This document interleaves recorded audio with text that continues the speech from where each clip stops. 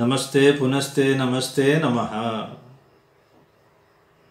धवलनलिननिष्ठं क्षीरगौरं कराग्रैः जपवलय सरोजे पुस्तकाभीष्टदाने दधतममलवर्णं कल्पसूनाभिरामं तुरगवदन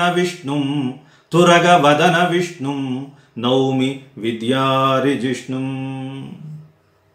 श्रीकमनीयहारमणि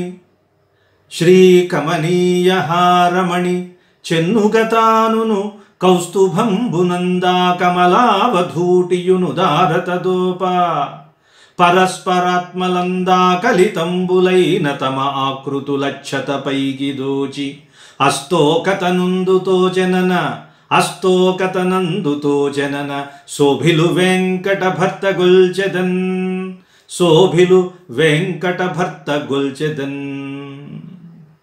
తెలుగు సాహిత్యంలో ఇష్టదేవతా స్తుతిని చాలా ఉన్నతంగా తీర్చిదిద్దటమే కాకుండా స్తుతి వాంగ్మయంలో నిలవదగినటువంటి పద్యాలను రాసి రాయలు చిరస్మరణీయుడయ్యారు। అందుకే రాయల వారిని రాయల వంటి రాజు కనరాడు గదా ధరణీతలంబునన్, రాయల వంటి రాజు కనరాడు గదా ధరణీతలంబునన్। ఇది ఒక సమస్య। భువన విజయంలో పాపం ఉంటారు కదా, అష్టదిగ్గజ కవులుగా ఉండి వాళ్ళు ఒక్కొక్క కవిని పాత్రని పోషిస్తూ ఉంటారు। అలా ఒక కవి పాత్రని వేయడానికి ఒక పండితుడు వచ్చాడు, ఆయన కవిగాడు। అంటే ఆ కవి పాత్ర వేయడానికి పాపం కవిగారు రాలేదు ఎందుకో। ఇప్పుడు ఈ పండితుడు వెళ్ళి ఆ కవి పాత్ర వేయాల్సి వచ్చింది, ఆయనకి సమస్య ఇచ్చారండి। ఏమిటది? రాయల వంటి రాజు కనరాడు గదా ధరణీతలంబునన్। మిగిలిన 3 పాదాలు పూరించాలి, ఆయనకి ఏం చేయాలో అర్థం కాలేదు। మెల్లిగా స్టేజ్ ఎక్కారు, ఎక్కి ఒక్కసారి గంభీరంగా సభని చూసి సభలో వేదిక మీద ఒక మూలకి నిలిచి శాలువాని ఇలా వల్లెవాటుగా వేసుకుని ఇలా టీవీగా చూసి రాయల వంటి రాజు కనరాడు కదా ధరణీతలంబునన్ అన్నారు। ఓహో, పద్యం చెప్తారేమోనని అందరు చూస్తున్నారు। మెల్లిగా టీవీగా నడుచుకుంటూ వెళ్ళి ఈ సభలో ఈ మూల నుంచి ఆ మూలకు వెళ్ళి అటువైపు ఇలా తిరిగి ఈ శాలువాని ఇట్నుంచి అటు తిప్పివేసి ఇలా ఓరగా చూసి రాయల వంటి రాజు కనరాడు కదా ధరణీతలంబునన్, మళ్ళీ ఇటువైపు వచ్చారు, వచ్చి రాయల వంటి రాజు కనరాడు కదా ధరణీతలంబునన్ ముమ్మారు చెప్పెదా రాయల వంటి రాజు కనరాడు కదా ధరణీతలంబునన్ అని 4 పాదాలు అదే రాశారు। ఇది చమత్కారం।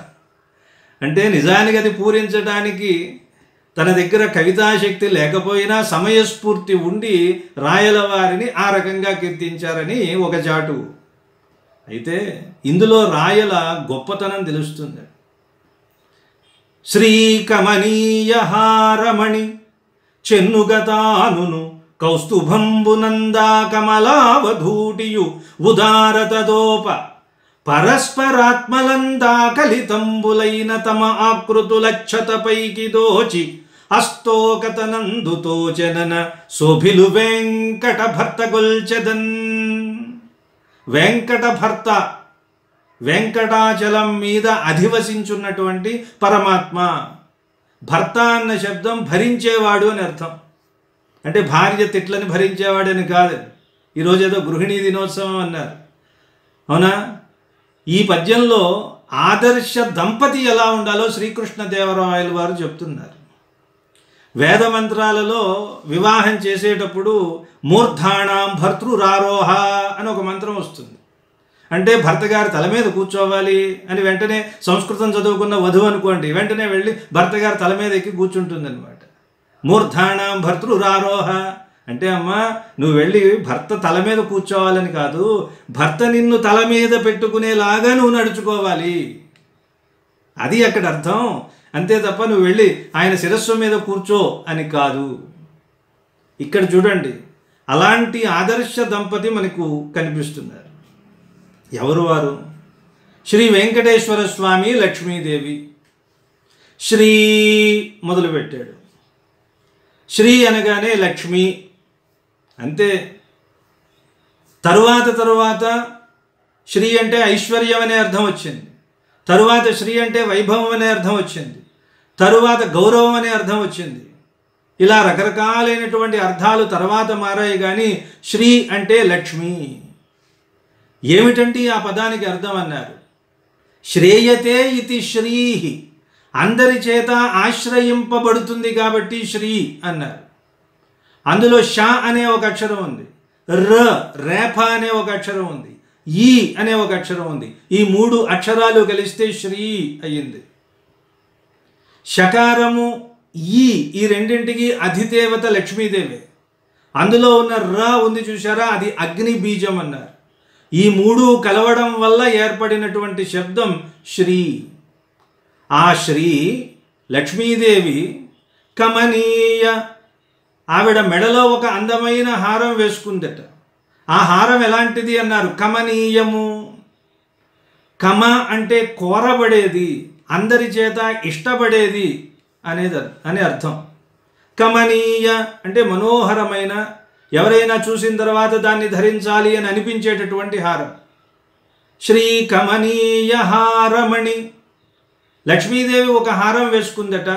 ఆ హారంలో నాయకమణి అని, హారానికి చివర లాకెట్ అంటాం మనం ఆంగ్ల భాషలో, అది ఒకటి ఉన్నది, హారమణి. ఆ హారం ధరించి ఆవిడ కూర్చుంటే ఆ హారంలో విష్ణుమూర్తి యొక్క, అదే వెంకటేశ్వర స్వామికి సంబంధించిన ప్రతిబింబం కనిపిస్తోంది. అంటే ఏమిటి, వీళ్ళిద్దరూ ఎలా ఉన్నారు, పరస్పరం ఒకరికి ఒకరు అభిముఖంగా ఉన్నారు. అంటే భార్యాభర్తలిద్దరూ అభిముఖంగా ఉండాలి అంటే ఎదురు బెదురు కూర్చుని మాట్లాడుకుంటూ కూర్చోవాలి, కాసేపు అయిన తర్వాత కొట్టుకోవాలి తిట్టుకోవాలని కాదు. మనసులు అభిముఖంగా ఉండాలి, అభిప్రాయాలు అభిముఖంగా ఉండాలి, వారు అన్యోన్యమైన దంపతి కావాలి అని చెప్పే ఒక సూచన. ఎందుకని, ప్రబంధ యుగానికి వచ్చేసరికి పాశ్చాత్య సంస్కృతి మెల్లగా ప్రవేశించి భారతీయ వైవాహిక ధర్మానికి బీటలు వారే పరిస్థితి ఏర్పడింది. అందువల్ల ప్రబంధ కవులందరూ కూడా వైవాహిక ధర్మాన్ని నిలబెట్టడం కోసమే వాళ్ళు కంకణధారులై వాళ్ళ కవిత్వంలో పరోక్షంగా కవితాత్మకంగా ఈ ధర్మాన్ని నిలబెట్టాలనే ప్రయత్నం చేసినట్టు కనిపిస్తుంది. చూడండి, ఒక మనోహరమైన భావన రాయలవారు అక్కడ చేస్తున్నారు. లక్ష్మీదేవి విష్ణుమూర్తి ఇద్దరూ పరస్పరం ఒకరికొకరు అభిముఖంగా ఎదురు కూర్చున్నారట. నిజమే, వెంకటేశ్వర స్వామి లక్ష్మీదేవి మొత్తం అంతా పనులన్నీ అయిపోయిన తర్వాత అక్కడి నుంచి ఆవిడ తిరుచానూరు నుంచి వచ్చి వీళ్ళిద్దరూ కలుసుకుని కాసేపు ముచ్చట్లు చెప్పుకుంటారు అని రకరకాలైన కథలు వెంకటాచల మహాత్మ్యం వీటిలో ఉన్నాయి. అలా ఉన్నప్పుడు ఎలా ఉంది, విష్ణుమూర్తి వక్షస్థలంలో కౌస్తుభం అనే ఒక మణిని ధరించాడండి. కౌస్తుభమణి, ఇది ఎక్కడి నుంచి వచ్చింది అన్నారు, సముద్రం నుంచి పుట్టింది. కుస్తుభ అంటే సముద్రం అని అర్థం, సముద్రంలోంచి పుట్టినది కౌస్తుభము అన్నమాట. అన్నీ అంతే, ఐరావతము అన్నాం. ఐరావత్, ఇరా అంటే నీరు అని అర్థం, ఇరావత్ అంటే సముద్రం, సముద్రం నుంచి పుట్టింది కాబట్టి దానికి ఐరావతము అని పేరు. లక్ష్మీదేవికి కూడా క్షీర సముద్ర రాజతనయ అన్నారు కదా, లక్ష్మీం క్షీర సముద్ర రాజతనయ అనడం కూడా అది. కాబట్టి కౌస్తుభమణిని ఆయన ధరించాడు. ఎందుకు పెట్టుకున్నాడంటే, క్షీరసాగర మథనంలో లక్ష్మీదేవి ఆవిర్భవించిన తరువాత ఎవరిని వరించిందండి అంటే విష్ణుమూర్తిని వరించింది. ఆవిడ విష్ణువుని వరించడం వల్ల విష్ణుమూర్తి ఒక కొత్త తేజస్సు వచ్చిందన్నారు. అంటే అంతకు ముందు లేదా? ఎందుకు లేదు? ఆవిడ ఎప్పుడన్నా ఈయన్ని విడిచిపెడితే కదా అన్నారు. ఏ అవతారం ఎత్తినా సరే, ఆయన ఏ అవతారమైనా ఒక ఫ్లైట్ టికెట్ బుక్ చేసుకుంటే 2 చేయాల్సిందే, ఒకటి చేసుకున్నాడంటే అయిపోయినట్టే లెక్క అనమాట. ఆవిడ ప్రతి అవతారంలోనూ వస్తూనే ఉంటుందండి. ఏమండి, మరి మత్స్యావతారంలో ఉందా? మత్స్య కూర్మ వరాహ నారసింహ వామన కొన్ని అవతారాల్లోనే మనకు కనిపిస్తోంది కదా. మత్స్యావతారంలో మాకు కనిపించడం లేదండి, చూడండి జాగ్రత్తగా కనిపిస్తుందండి. కూర్మావతారంలో కూడా కనిపిస్తుందండి. మత్స్య కూర్మ వరాహ నారసింహ వామన పరశురామ రామ రామ, అంతే కదా, కృష్ణ, ఈ అన్ని అవతారాలలో లక్ష్మీదేవి ఉంది. ఎలా ఉంది? ఉంది అని చెప్పకపోతే ఆవిడకున్న పేరు పోతుంది కదండి. ఆవిడ పేరు నిరపాయి అనపాయిని, నిత్యానపాయినీం నిరవధ్యాం దేవదేవ దివ్యమహిషీం అఖిల జగన్మాతరం అస్మన్మాతరం అశరణ్య శరణ్యాం అని చదువుతూ ఉంటాం కదా లక్ష్మి అష్టోత్తరంలో. నిత్య అనపాయిని. అనపాయిని అంటే అర్థం ఏమిటో తెలుసా? ఎప్పుడూ విడిచిపెట్టి ఉండనిది అని అర్థం. నిత్య అనపాయిని. మరి మత్స్యావతారంలో మనకి ఎలా కనిపిస్తుంది? అప్పుడు మనం కొంచెం లోపలికి వెళ్ళి చూస్తే భగవంతుడు అంటే ఏమిటన్నాం? భగవత్ శబ్దానికి షాడ్గుణ్యపూర్ణుడు అని అర్థం. భగ అంటే 6 గుణాలు కలిగినవాడు. ఏమిటవి? జ్ఞానము, బలము, శక్తి, వీర్యము, తేజస్సు, ఐశ్వర్యము. జ్ఞాన, బల, శక్తి, వీర్య, తేజస్, ఐశ్వర్యం. నిజానికి భగవంతుడికి ఉన్న శక్తులు కాదండి ఇవన్నీ, ప్రతి ఒక్కరికి ఉండవలసిన శక్తులే. ఏదైనా ఒక పనిని మనం సాధించాలంటే ముందు జ్ఞానం ఉండాలి, అంతే కదా?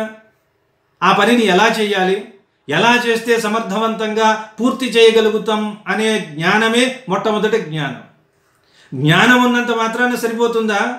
నేను చాలా జ్ఞానం ఉందండి, అయితే ఆ ఎలా చేయాలో తెలుసు, చేయడానికి కావలసినటువంటి బలం ఉండాలి కదా. అందువల్ల 2వ గుణం అది బలం అన్నారు. జ్ఞానం, బలం. చేయడానికి తగినటువంటి బలం ఉండటం. సరే, జ్ఞానం ఉంది, చేయడానికి తగినటువంటి బలం కూడా ఉంది. మంచి కండలు గిండలు పెంచుకొని చెట్టును కొట్టగలడు, బండలను పగలు కొట్టగలడు.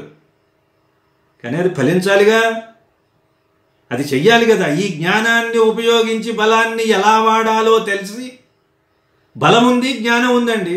బలం ఒకలాగా, జ్ఞానం ఒకలాగా. జ్ఞానం చెప్పినట్టు బలం వినకపోయినా, బలానికి అనుగుణంగా జ్ఞానం నడవకపోయినా ఫలం రాదు.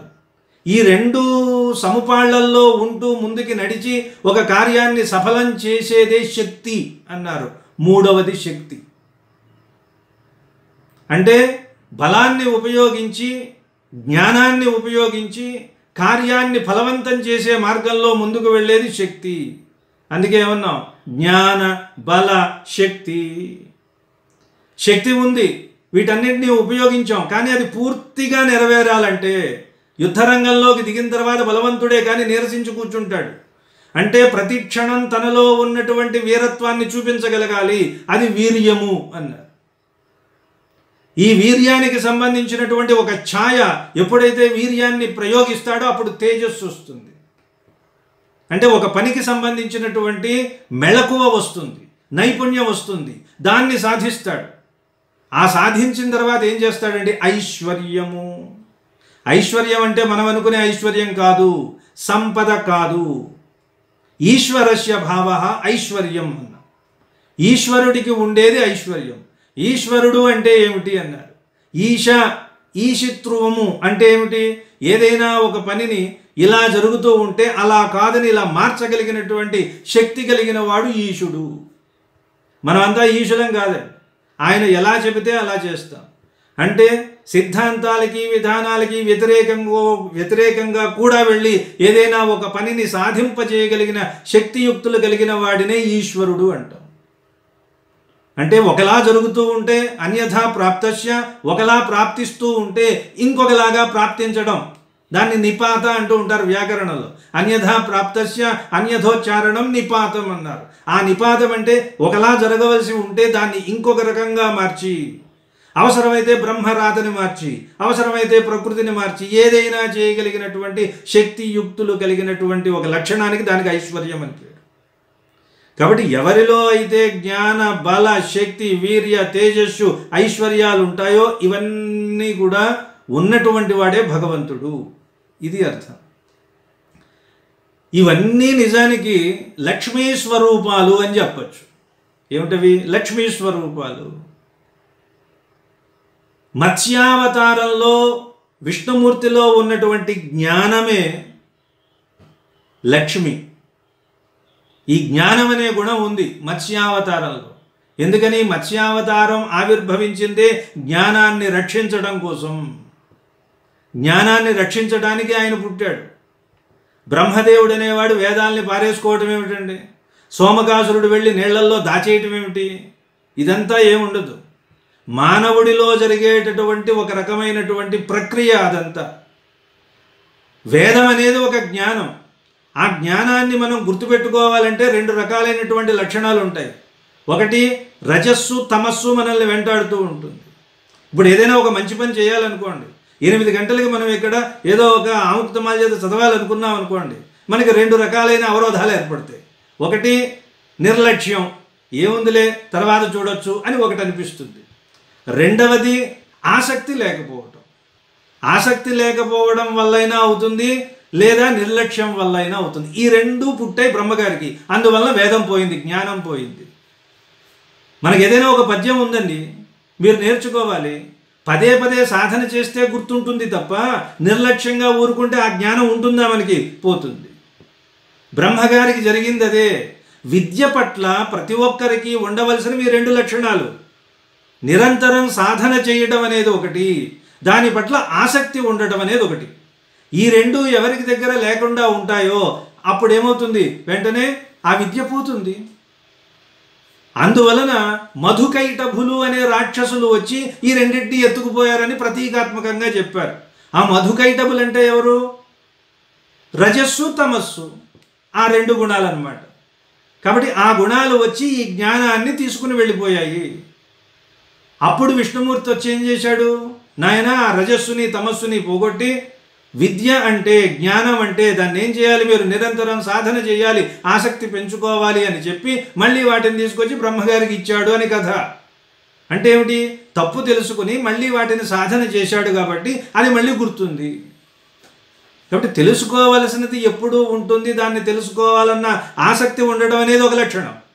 రెండవ లక్షణం ఏమిటి? నిరంతరం సాధన చేయటం. అందువలన జ్ఞానము, మత్స్యావతారంలో విష్ణుమూర్తి ప్రదర్శించినటువంటి జ్ఞానము అనే గుణమే లక్ష్మీదేవి అన్నారు. లక్ష్మీదేవి అంటే ఎక్కడో ఉండదండి, ఆవిడ విడివిడిగా ఉంటారనుకుంటే పొరపాటు. విష్ణుమూర్తిలో ఉన్నటువంటి శక్తే లక్ష్మీ స్వరూపం అన్నారు. ఆ తరువాత కూర్మావతారంలో బలము. మరి ఎంత బలం ఉంటే మందర పర్వతాన్ని వీపు మీద పెట్టుకుని బ్రహ్మాండంగా మోసి విష్ణుమూర్తి మళ్ళీ లక్ష్మీదేవిని సాధించాడు? అదేమిటండి, మరి కూర్మావతారంలో ఉన్న బలమే లక్ష్మీదేవి అంటే మళ్ళీ అందులోంచి లక్ష్మీదేవి పుట్టడం ఏమిటన్నారు? అదే ఈశ లక్షణం అంటే అర్థం అదే.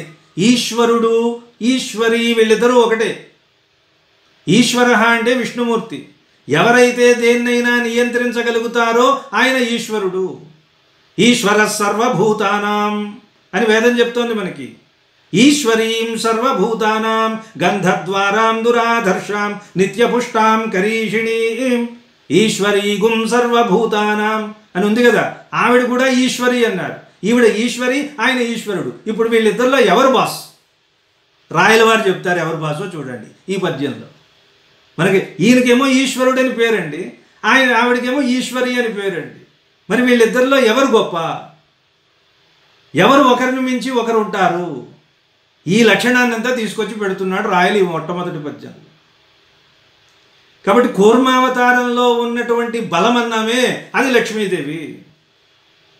మత్స్య కూర్మ వరాహావతారంలో శక్తి ఎలా మోసాడండి? ఒక కోర మీద మోసాడు.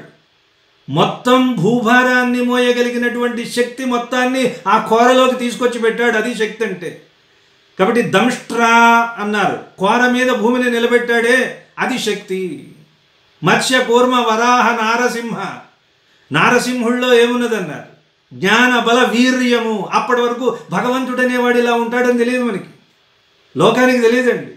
అందుకని మొట్టమొదటిసారి వచ్చేటప్పుడు చూడండి మనం ఏం చేస్తాం, మన గురించి మనం ఎవరినైనా కలవాలంటే చాలా అట్టహాసంగా లోపల ఉన్న నగలన్నీ తీసి మంచి ఇస్త్రీ బట్టలు వేసుకుని మంచి అట్టహాసంగా వస్తాం. అందుకే నరసింహస్వామి కూడా ఏమిటా రూపం ఏమిటి, అన్ని ఆభరణాలు ఎందుకయ్యా, ఒక్కడిని బక్కపలచగా ఉన్న వ్యక్తి హిరణ్యకశిపుడు. వాడేమైనా పెద్ద బలవంతుడు కాదు. నరసింహుడి రూపం ముందు చూస్తే చాలా అల్పుడు అనమాట. వాణ్ణి చంపడానికి ఇంత హడావుడు ఎందుకంటే, లేదయ్యా మొట్టమొదటిసారి నేను కనిపిస్తున్నాను లోకానికి, మొట్టమొదటిసారి కనిపించినప్పుడు అవన్నీ ఉండొద్దు, శంఖ చక్ర ఆయుధాలన్నీ ధరించి అలా ఆవిర్భవించాడు మొట్టమొదట. ఆయనలో ఏముందన్నారు? వీర్యము ఉంది. తరువాత ఏమీ లేకుండా ఇంగ్లీష్లో జస్ట్ అంటామే, కేవలం తేజస్సుతో కొట్టిపారేశాడండి వామనమూర్తి. పోనీ ఎంతన్నా ఉన్నాడా? ఎంత ఉన్నాడు.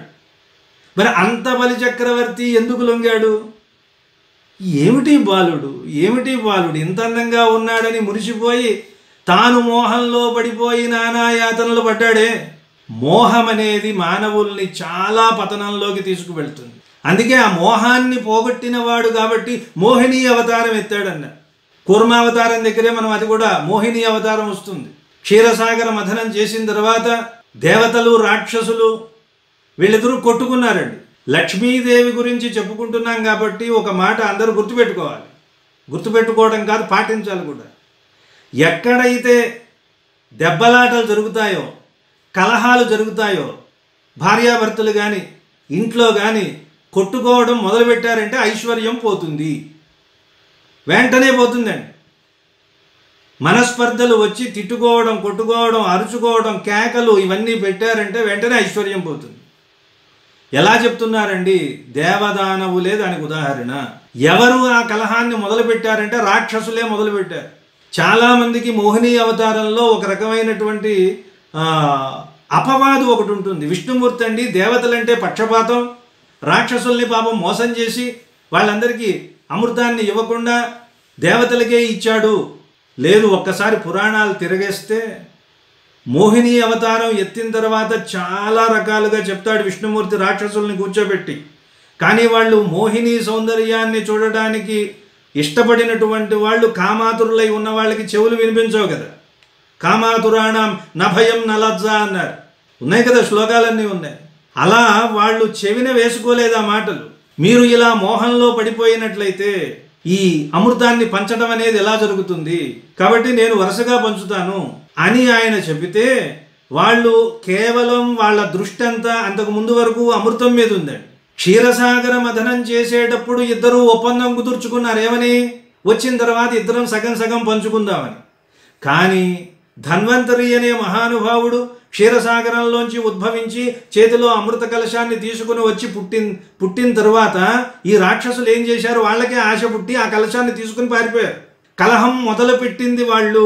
అంతకుముందు ఎవరికీ దురుద్దేశం లేదు. సమానంగా పంచుతామన్నప్పుడు వాళ్ళు కూడా ఆగాలి కదా. ఇది మేమే సొంతం చేసుకుందామని వాళ్ళు ఆ కలశాన్ని పట్టుకుని పారిపోయారు. ఇప్పుడు కలహం ప్రారంభించారు కాబట్టి వాళ్ళ ఐశ్వర్యం వెంటనే పోయింది. అందుకే రాక్షసులందరూ కూడా అక్కడ పతనమయ్యారు. కాబట్టి భగవంతుడి దృష్టిలో దేవతలు రాక్షసులు అనే ఇదేమీ ఉండదు. అందరినీ ఒకే రకంగా పుట్టించాడు. అయితే తరువాత వారు వెళ్ళేటటువంటి మార్గాలు, వాళ్ళు చేసేటటువంటి వాళ్ళ ప్రవర్తించేటటువంటి మనఃప్రవృత్తులు, వీటి ద్వారా వాళ్ళంతట వాళ్ళు పతనమయ్యారు తప్ప కావాలని చేసినది ఏమీ లేదు.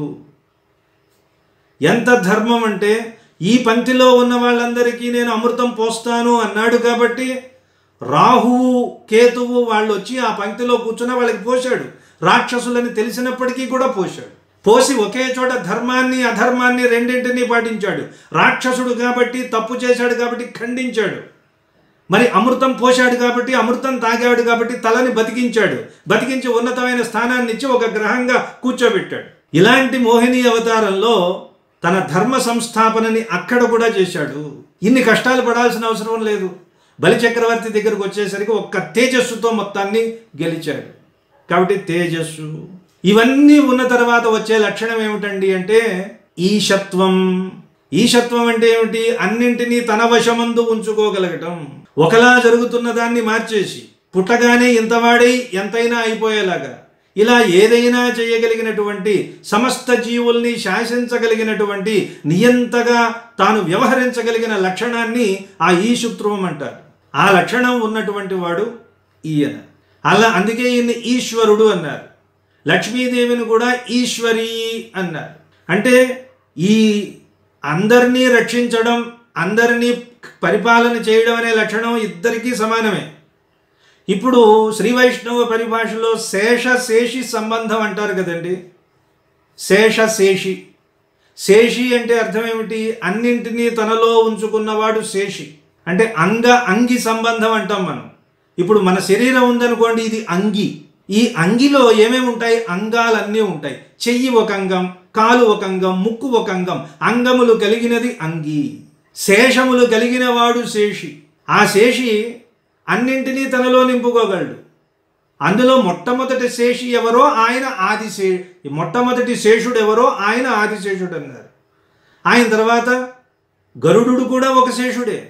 మనం కూడా చివరికి నక్క, కుక్క, కుక్క తోక అన్నీ కూడా ఒక శేషుడి కిందే వస్తాయి. అన్నీ అందులో ఉన్నటువంటి భాగమే అన్నాం. మరి ఇప్పుడు లక్ష్మీదేవి శేషినా శేషమా? ఇది ఒక పెద్ద వివేచన. వేదాంతం ఏం చెప్తోందంటే ఈశ్వరుడికి అంటే పరమాత్మకి లక్ష్మీదేవికి ఈ రెండింటికి కూడా ఈశత్వం అనే లక్షణం ఉంది. వాళ్ళిద్దరూ దేన్నైనా శాసించగలరు. అయితే ఈవిడేం చేస్తుందట, ఆయన్ని శేషిగా చేయడం కోసం నేను శేషమండి అంటుందట. అంటే కొంచెం తగ్గి ఉంటుంది. ఈ రకంగా చూస్తే కొంచెం తగ్గి ఉండడం అనే లక్షణమే ఆయనకి లేదుట, ఈవిడికి ఉంది కాబట్టి ఈవిడే గొప్పదండి అన్నారు. అంటే తల్లి తండ్రి కంటే గొప్పదే కావచ్చు, కానీ నేను ఎప్పుడూ గొప్పదాన్ని అని చెప్పుకోదండి. అవసరమైతే తాను ఏం చేయగలదు, దేన్నైనా సాధించగలదు. కానీ ఏం చేస్తుంది, ఈ పని చేసి పెట్టండి అని భర్తలో లేనటువంటి ఒక గొప్ప లక్షణాన్ని భర్తకి కల్పించి ఆయన్ని గొప్పవాడిగా చూస్తుంది. ఆ చూడటమే ఈవిడికి ఆనందం కాబట్టి అలా చేస్తుంది. ఆయన కూడా అంతేట. ఎవరైనా లక్ష్మీ అమ్మవారిని స్తుతిస్తూ ఉంటే ఆయన చొక్కాలు చించేసుకుంటాడట.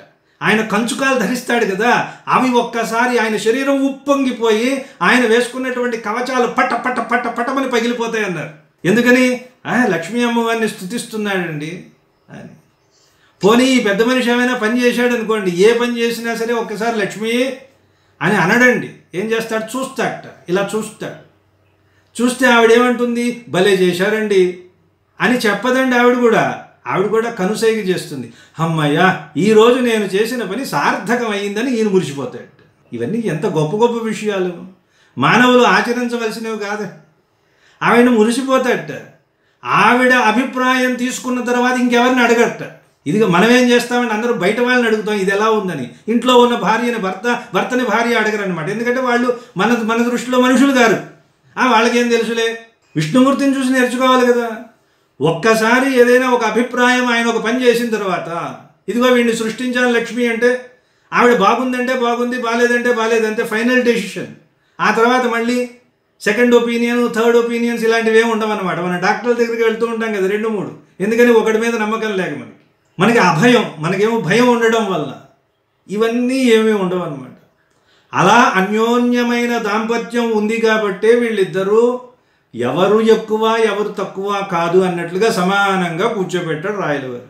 చూడండి ఇప్పుడు పద్యంలోకి రండి.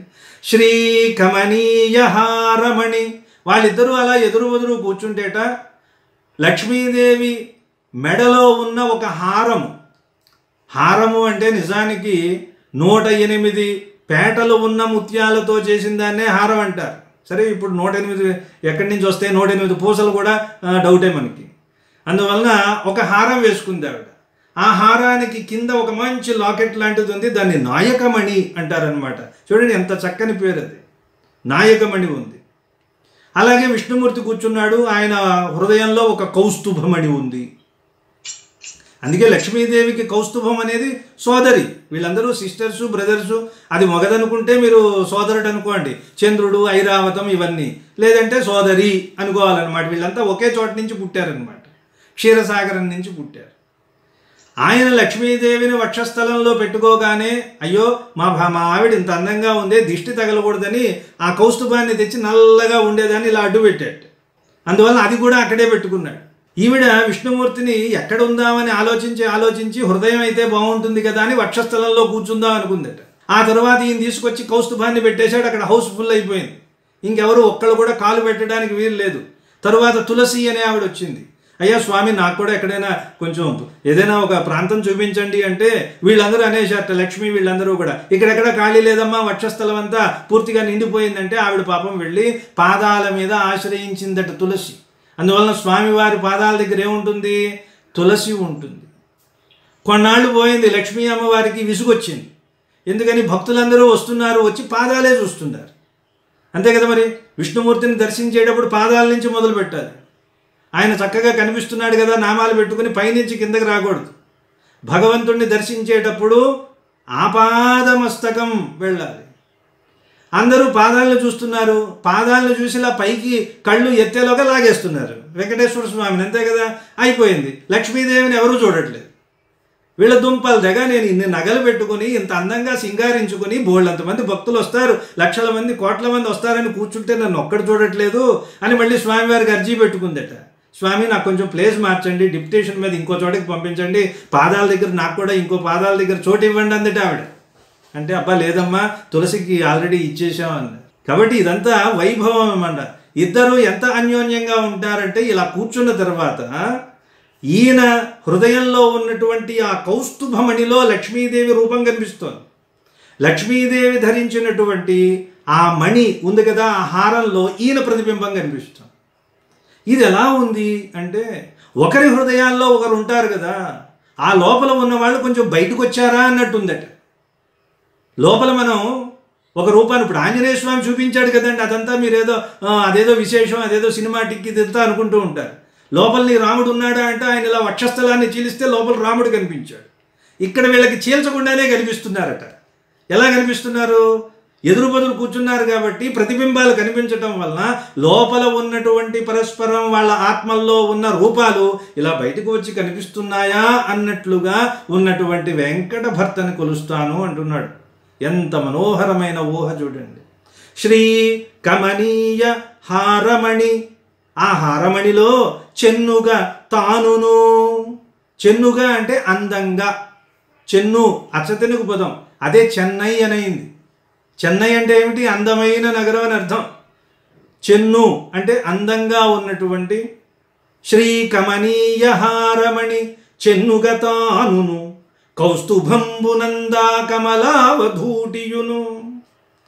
తన కౌస్తుభంలో తన మెడలో ధరించినటువంటి కౌస్తుభమాలలో ఆ కమలావధూటి కనిపిస్తుంది.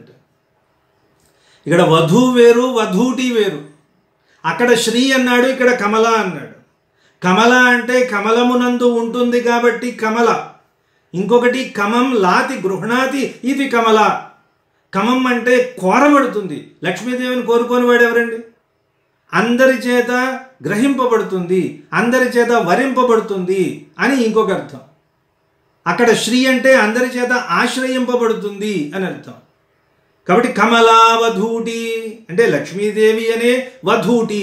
వధూటి అంటే పిన్న వయస్కురాలు, అప్పుడే పెళ్ళైన అమ్మాయిని వధూటి అన్నారు. ఎందుకని? ఏం చేస్తుంది ఆవిడ? ఊహ్యతే పితృగృహాత్ పతిగృహం అన్నారు. వధు అంటే అర్థం ఏమిటి? అప్పుడే వివాహం అయ్యి తండ్రి ఇంటి నుంచి భర్త ఇంటికి వెళ్తుంది కాబట్టి ఆవిడ వధువు. పక్కన టీ పెట్టామనుకోండి, ఆ టీ పెడితే ఏమొస్తుందట? మధ్య వయస్కురాలైన స్త్రీ అని అర్థం. అంటే వివాహం అయిన తర్వాత ఒక 10-15 సంవత్సరాలైన స్త్రీకి వధూటి అని పేరు. శ్రీ కమనీయ హారమణి చెన్నుగతానును కౌస్తుభంబునందా కమలావధూటియు ఉదారతదోప. ఉదారతదోప, ఉదారత అంటే చాలా ఎక్కువగా స్పష్టంగా కనీ కనిపించినట్టు కాదండి. మనం ఏదైనా పని చేయమంటే చేసి చేయనట్టు చేస్తూ ఉంటాం, మాట చెప్పమంటే విని వినబడినట్టు చేస్తూ ఉంటాం. అబ్బే అలా లేదు, స్పష్టంగా స్పష్టాతి స్పష్టంగా కనిపిస్తున్నట్టు. ఉదారతతోప, తోస్తూ ఉంటే అది ఎలా ఉంది? పరస్పరాత్మలందా కలితంబులైన తమ ఆకృతులు. పరస్పర ఆత్మలందు, పరస్పర ఆత్మలు అంటే ఒకరి ఆత్మలో ఒకరు ఉన్నటువంటి తన ఆకృతులు అచ్చత పైకి దోచి, అచ్చత అంటే ఆ స్వచ్ఛత పైకి కనిపించి హస్తోకతనందుతో జనన, హస్తోకతనందుతో జనన శోభిలు వెంకట భర్త గొల్చదన్. స్తోకము అంటే తక్కువ అని అర్థం, అస్తోకము అంటే ఎక్కువ, అంటే చాలా గొప్పగా. లోపల ఉన్నటువంటి వాళ్ళ రూపాలు బయటికి చాలా స్పష్టంగా, అధికంగా, అతిశయంగా కనిపిస్తూ ఉన్నటువంటి ఆ వెంకట భర్తని కొలుస్తాను. అంటే లక్ష్మీదేవిని వక్షస్థలంలో ధరించడమే కాకుండా ఆవిడని ఎదురుగుండా ఉంచి తనకి సమానమైనటువంటి స్థానాన్ని ఇచ్చి ఈ చెప్పినటువంటి ఈ మాట, ఈ వర్ణన భార్యాభర్తలు ఇద్దరూ సమానమే, ఎవరు ఎక్కువ కాదు, ఎవరు తక్కువ కాదు. దీన్ని లక్ష్మీనారాయణుల పరం చేశారనమాట. నిజానికి విష్ణుమూర్తికి కదా సృష్టి స్థితి లయలు చేస్తాడండి అన్నారు. అంటే విష్ణువే పరదైవం అయినప్పుడు ఆయన మళ్ళీ 3 రూపాలు అవుతాడు. ఒకటి బ్రహ్మ తానే అవుతాడు, విష్ణువు తానే అవుతాడు, శివుడు తానే అవుతాడు. శైవంలో ఏం చెప్తాం? పైన శివుడు ఉంటాడు, శివుడే పరదైవం అనుకుంటే శివుడు మళ్ళీ బ్రహ్మ విష్ణు మహేశ్వరులు ముగ్గురిని సృష్టిస్తాడు. పరబ్రహ్మ స్వరూపం అనేది అదొక అమూర్త భావన, అబ్స్ట్రాక్ట్ నోషన్ లాంటిది అనమాట. ఎవరు ఏదనుకుంటే అది అనుకోవచ్చు. అన్ని పరబ్రహ్మలు ఎవరు ఏ రూపాన్ని పెట్టుకున్నప్పటికీ అన్ని చేసే పనులు ఒకటే. అలాంటి పరబ్రహ్మ స్వరూపం ఈ సృష్టి స్థితి లయలు చేస్తుందనుకుంటే లక్ష్మీదేవి కూడా అవే చేస్తుంది. లా అంటే అర్థం ఏమిటి? లా దానే అన్నారు. లక్ష్మీలో లా క్ష మా 3 ఉన్నాయి. లా దానే ఇస్తుందట. క్ష అన్నాం. క్ష అంటే క్షిప ప్రేరణే అన్నారు. ప్రేరేపిస్తుంది, ప్రతి శక్తిని ప్రేరేపిస్తుంది. మనలో వాక్ కాయ కర్మల్ని ప్రేరేపిస్తుంది. అలాగే చిత్ అచిత్ ఈశ్వరుల్ని ప్రేరేపిస్తుంది. ఇవన్నీ 3 లక్షణాలు అన్నమాట, 3 తత్వాలు అన్నారు. చిత్తు అచిత్తు ఈశ్వరుడు, కదిలేవి కదలనివి భగవంతుడు. అలాగే పరమాత్మ జీవాత్మ ప్రకృతి, ఈ మూడింటిని ప్రేరేపిస్తుంది. భగవంతుడిని కూడా ప్రేరేపిస్తుందా అంటే ప్రేరేపిస్తుంది. భగవంతుడికి కూడా ఈవిడ సలహాలు ఇస్తుంది, నువ్వు ఇలా చెయ్యాలయ్యా అని. ఆయన వింటాడట, ఏం చెప్పినా వింటాడు. ఎందుకని? ఈవిడంటే బాగా ఇష్టం కాబట్టి ఆయన వింటాడు. కాబట్టి వశమై ఉంటాడు, వశమై పరవశంతో ఉంటాడు అని చెప్తున్నారు. ఆయన వశమై పరవశమై ఉంటాడు. ఈవిడ ఆయన్ని ఒకవైపున సలహాలు ఇస్తూనే మళ్ళీ ఆయనకి శేషంలాగా ఉంటుంది. ఆయన గొప్పతనానికి భంగం రాకుండా ఆయన ఎలా ప్రవర్తించాలో, జీవుల్ని ఎలా రక్షించాలో. ఎందుకంటే జీవుల్ని రక్షించడంలో ఆయన కొంచెం కష్టంగా కఠినంగా ఉంటాడట. వాళ్ళు చేసినటువంటి పాపకర్మలన్నింటినీ గుర్తు చేసుకుని వాటిని పూర్తిగా గుర్తు చేసుకుని వాళ్ళకి సరైనటువంటి రక్షణ ఇవ్వడు. అందుకని ఏం చేస్తుందట, ఈవిడ పక్కన ఉండి ఆయన్ని శాంతింపజేసి ఆయనలో ఉండే ప్రేమ స్వరూపం తానే అయి ఆయన్ని ఆ పనికి పురికొల్పేలాగా చేస్తుంది. కాబట్టి ఆవిడలో ఆ లక్షణం ఉందన్నారు. ప్రేరణ అనే శక్తి ఉంది. ఆ ప్రేరణ అనే శక్తి క్ష అనే అక్షరం ద్వారా తెలియజేస్తుంది. మా అంటే మన జ్ఞానే, ఏ పనైనా చేయడానికి కావలసినటువంటి జ్ఞానాన్ని ఇస్తుంది. అందువల్ల లక్ష్మి అంటే ఒక స్వరూపం అని కానీ, లక్ష్మి అంటే ఐశ్వర్యం అని కానీ చెప్పడం చాలా స్వల్పమైనది. మానవుడిలో ఉన్న ప్రతి చైతన్యము, మీరు కళ అంటే కళ లక్ష్మి, లేదా ఒక విద్య అంటే విద్య లక్ష్మి. ప్రతిదానికి లక్ష్మి అంటాం. విజయము అంటే విజయం లక్ష్మి అంటారు. విజయలక్ష్మి అంటే ఆవిడెవరో ఒక విజయలక్ష్మి అని అనుకుంటే పొరపాటుది. విజయాన్నే లక్ష్మిగా భావన చేస్తాం. అష్టలక్ష్ములు అన్నాం కదా, అష్టలక్ష్ములు కాదండి, అనంత లక్ష్ములు. ఎందుకని? ఇంత అంత అని చెప్పలేం. ప్రతి దాంట్లోనూ లక్ష్మీ స్వరూపం ఉంటుంది. అలాగే విష్ణు స్వరూపం కూడా ఉంటుందని చెప్తున్నాగా. అంటే వీళ్ళిద్దరూ ఒకటే, చూడడానికి 2 రూపాల్లాగా ఉంటాయి అని చెప్పడం. ఆ లక్షణాన్నే ఇందులో చాలా అందంగా చెప్పాడు. అర్థమైంది కదా? పద్యం చూడండి. శ్రీకమనీయహారమణి చెన్నుగతానును కౌస్తుభంబునందా కమలావధూటియు ఉదారతదోప పరస్పరాత్మలందా కలితంబులైన తమ ఆకృతులచ్చతపైకి దోచి అస్తోగతనందుతో జనన శోభిలు వెంకట భర్త గొల్చెదన్. ఎందుకంటే రాయలవారు సాధారణమైన కవి కాదు. ఎందుకని? ప్రతి శబ్దాన్ని చాలా ఆచితూచి వేయడంలో ఆయన సిద్ధహస్తుడు. మీకు ఒక చాటు ఉంది. నందితిమ్మన కావ్య పఠనం చేశాట రాయలవారి భువన విజయంలో. ఏమిటి నందితిమ్మన రాసినటువంటి కావ్యం? పారిజాతాపహరణం. శ్రీకృష్ణుడి కథ, సత్యభామ కథ ఎంత మధురంగా ఉంటుంది. అది వచ్చి వచ్చి వచ్చి వచ్చి నందితిమ్మన గారి రసకందాయంలో పడింది. ఇంకెలా ఉంటుంది అది? ఆయన కావ్యం చెబుతూ ఉంటే భువన విజయం అంతా రసంలో ఒక్కసారిగా తూగుతూ ఉండేదిట. వెంటనే తెనాలి రామకృష్ణుడు లేచి, ఏమయ్యా, మా కొలది జానపదులకు మీ కవనపు టీవీ అబ్బునే కూపనటద్భేకములకు గగన ధునీ సీకరముల చెమ్మ నంది సింగయ్య తిమ్మ నువ్వు చెమ్మవయ్యా అన్నాడు. చెమ్మ అంటే ఏమిటి? కంటి చెమ్మ అంటూ ఉంటామే, కంటిలో గారేటటువంటి ఒక తడి. నువ్వు ఏ తడట? గగన ధుని సీకరముల చెమ్మ. గగన ధుని అంటే ఆకాశంలో ఉన్న ధుని అంటే నది. ఆకాశ గంగలో ఉన్న సీకరములు అంటే తుంపరలు. ఆ తుంపరల్లో ఉండే చెమ్మయ్య నువ్వు అంత ఆహ్లాదమైన కవిత్వం చెప్పావు అని అన్నట్ట. ఎవరు? తెనాలి రామకృష్ణుడు అన్నాడని చాటు. వెంటనే రాయలవారు, రామకృష్ణ కవి, మీరు చూసుంటారు ఎక్కడో సినిమాల్లో వాటిల్లో, గగనధుని సీకరముల చెమ్మ కంటే నాకధుని సీకరముల చెమ్మ అంటే ఇంకా బాగుంటుంది పో అన్నట్టు. గగనధుని అన్నదాన్ని నాకధుని అని మార్చాడు. నాకము అన్నా గగనధుని అన్నా ఆకాశగంగే, నాకధుని అన్నా ఆకాశగంగే. ఏమిటా సౌందర్యం? అన్నీ కాకా చెప్పాడు కదా. కూపనటద్భేకములకు నాకధుని సీకరముల చెమ్మ. అక్కడ కూపనటద్భేక నాకా వస్తే బాగుంటుంది కదా. అక్కడ గగనధుని అంటే ఏం బాగుంది? అందువల్ల దాన్ని నాకా మార్చవయ్యా అన్నాడు. నాకము అంటే స్వర్గం అని అర్థం. నక్కకి నాగలోకానికి తేడా అంటారే, అది కాదు అక్కడ. నక్కకి నాకలోకానికి తేడా. నాకము అంటే స్వర్గం. పాపం ఏమిటో ఆ నక్క పని, అది ఎప్పుడు మంచి పనులు చేయదు కదా, అది ఎప్పుడు నరకానికే పోతుందన్నమాట.